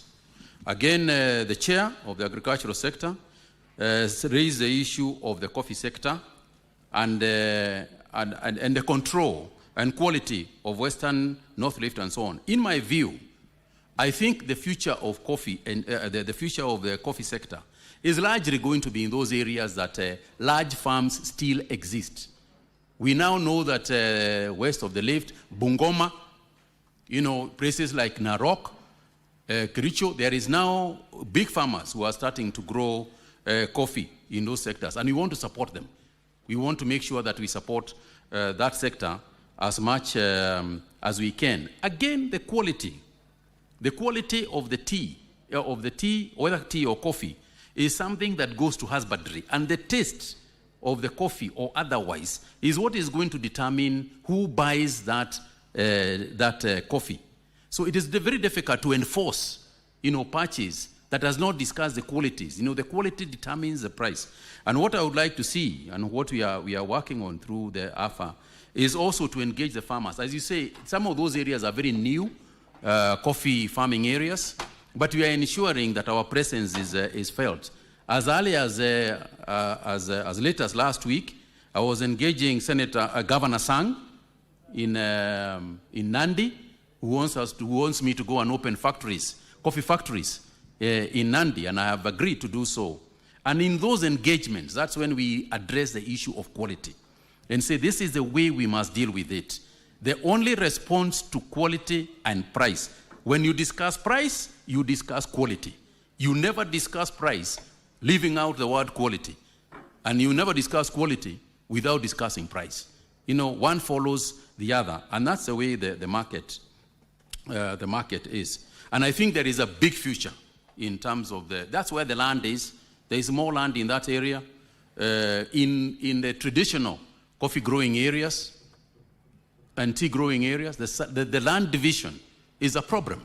And they have become such small sizes that the future is doubtful in some of those areas. So even the productivity per acre is another issue that we are having to deal with. Then on the matter of loans, I think I wanted to inform the following, that the green leaf loans, that are given by the board, are actually at 8%. The loan is given at 8%. We also encourage that our farmers borrow from the Agricultural Finance Corporation. The AFC loans are at 10%, you know, and obviously when you go to the commercial farmers, and some farmers do, I couldn't agree with you more, that the interest rates are actually prohibitive. It is difficult to make money borrowing at those kind of rates. But the other way of supporting them is not just by borrowing, it's also the inputs that the government has to put in. And I would like to seek, Mr. Speaker, that we understand as a nation and as a house, as parliament, that there is no country in the world that runs a successful agricultural sector without subsidies. We have to be prepared to subsidize the farmers. We have to be prepared to subsidize the livestock, you know, the livestock people. There is no nation that can do it simply on a commercial basis. If there is no subsidized fertilizer, subsidized seeds, which is the area that I would like to get into now, you know, let's subsidize fertilizer even further than we can, as long as our budgetary constraints expand a little bit, the fiscal space allows us. Let's give more money to subsidies in terms of all inputs that we have. Let's remove any taxes thereof for farm inputs. That way we can compete effectively and our farmers can earn something. But let's not forget that a French cow is subsidized to the tune of $2 per day. $2 per day. That is the competition we have out there. So let's never kid ourselves that if we leave our farmer to the free market, they will survive and expand and grow. That's not going to happen. And it's not just the small-scale farmers, even the large-scale farmers, because some crops like wheat are grown in large scale. They are not grown in small scale. So I once again would urge that the institutions that we have, they try as much as possible and borrow from the institutions that we have. We are in the process of recapitalizing the AFC to give them a bit more space so that they are able to lend more money to the farmers that they currently than they have been, because they have also been squeezed. And as you know, we changed policy to also look a lot more at providing a working capital as opposed to purchasing of properties. We didn't close it completely, but we did say let's emphasize more on provision of working capital. And that hopefully can try and mitigate a little bit in that space. I thank you, Mr. Speaker. Yes, Senator Ndwati. Could the Honorable Cabinet Secretary explain how the access to affordable loans for farmers is being done? Because what you will find with the AFC is that the big farmers are able to access those facilities, but the small farmers, even have no idea of the existence. The small tea farmers and the coffee farmers have no idea of the existence of a cheaper loan from institutions like AFC. So you will find they are asking from the commercial banks in the market who are ripping them off with 15, 16, 17% of interest. So by the time they come around to receive their bonus, all of it is swiped out of the pockets by the commercial banks. How do we ensure that access to the AFC is information that is available to the small-scale farmers who are What's your struggling point of with order, Tianco? Senator Kajong? Mr. Speaker, I wish you could direct the Honourable Minister to respond with precision and brevity. He is an old member of this House and is speaking as if he misses the days when he would speak on the floor. Because looking at the time, there's very short time, and many of us want to ask questions. He's a good friend of this House, but you could limit him so that he presents candid, quick answers to allow us to field more questions. Thank you, Mr. Speaker. Let's, Cabinet, Senator Duarte, I think the CS will respond to your clarification after taking these two last questions from the House. Yes, Cabinet Secretary, you will clarify. Yes, let me once do that. we've taken the two Okay. questions. Very well. Senator Olekina, what is your supplementary question? Mr. Speaker, I'm tempted to ask a different questions because I see the line being taken is different. I wanted to understand about the land in Tanariva, but I can be guided by you. Senator Olekina, you have to ask your question related to the main question asked Thank you, Mr. to the Speaker. Cabinet Secretary. Mr. Speaker, the reason why I did that is because the distinguished Senator Veronica sits with me in the House business, and we had agreed that we remain focused on the question that we ask so that we don't ambush the Cabinet Secretary. But my question to the Cabinet Secretary is very clear. The question that was asked was about what measures the government putting in place to ensure that the grading system is done properly so that the quality of different teas is being sold at the auction. Now, my question is directly related to that. When you look at Narok County also produces quite a lot of tea. Is there any measures being put in place by the government to ensure that tea, which is produced from different climates, Narok County has a different climate. It has almost like tropical, it's got highlands, it's got lowlands.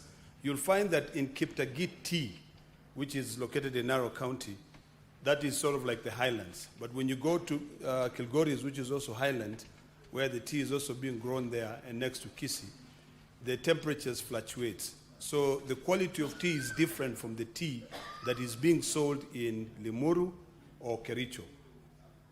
Is the ministry now only going with the, Buy Kenya products of Kenya, or are we going down to the level of counties where we say this tea is from Narok County, the Masai Mara region, or it's from Kericho, so that when people are buying, we can also be able to price it better. And finally, on the same question, which is the same question. Only one question, Senator. You know that very well. Senator Wamatinga. Thank you very much, Mr. Speaker, for giving me this opportunity. Let me start by kicking off by saying I want to take this opportunity to congratulate CS. Indeed, he's brought in the many years' experience into the sector, and we'll be looking forward to bringing the agricultural sector, in which I sit in the committee in the Senate.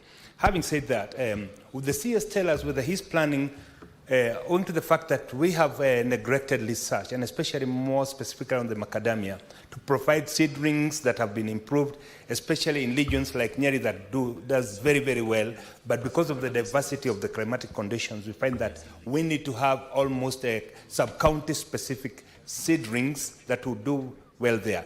And would Waziri tell us whether he's planning to introduce these seedlings and whether he's also planning to work with the institutions of higher learning to provide further research on the seedlings that we provide. Thank you, Mr. Speaker, sir. Senator Kajwang. Mr. Speaker, I'm happy to hear from the CS with whom we have served in this House, and his voice rings in very familiar tones. He has talked about subsidies And he has emphasized that every economy, every sector, subsidies must be there. I want to ask the minister, what is our current agricultural policy? When Mwai Kibaki was president, we had the strategy for revitalization of agriculture, and the minister was in the cabinet. That strategy talked of consolidation, and we ended up with AFA. Today, AFA is dead. Almost every other crop has divested from AFA, the latest being cotton. Tea has divested, fisheries has divested. We have not processed in this House a sessional paper on agricultural policy, Mr. Speaker. The Foreign Affairs Ministry brought a sessional paper on Kenya's foreign policy. Agriculture is so important, contributing to 33% of our GDP, that we cannot allow agricultural sector policies to be driven by individual ministers. Mr. Speaker, we have had almost 5 ministers in that space in a period of 6-7 years. And every one of them comes with a personal passion. It cannot be run by personal passions. It should be run through a coherent policy that has even been processed by Parliament as a sessional paper. Could the minister confirm to this House that he will bring that policy to this House to be considered alongside the other policies that the executive has brought? Because it looks like the agricultural sector is running on autopilot or running on the whims of the minister and the whims of the president. Thank you, Mr. Speaker. Cabinet Secretary. Thank you very much, Mr. Speaker. Let me start with the last one and then build up to the other ones and to confirm 2 things. First, AFA is not dead. My friend, the Senator Honorable Kajwang, knows well that AFA is not dead. AFA is very much alive, and it is holding quite a few, quite a bit of work that it is currently working. Now, on the issue of consolidation or otherwise, Mr. Speaker, this responsibility of disintegrating this is both the responsibility of the national government as well as interest groups. Mr. Speaker, when you look at the bills that are brought to these houses, the bill that have been brought on coffee, the bill that was brought on sugar, the bill that was brought on cotton and pyrethrum and so on, these are bills that are brought to this house.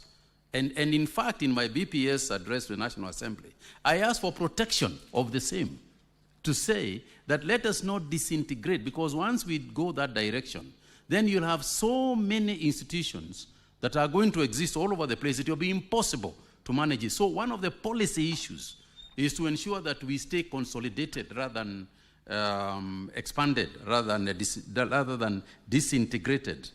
So I think the Honorable Kajwang, as the Senator knows through the Speaker, is that in the last 1 month, we have been trying to do some of the work that you have actually proposed.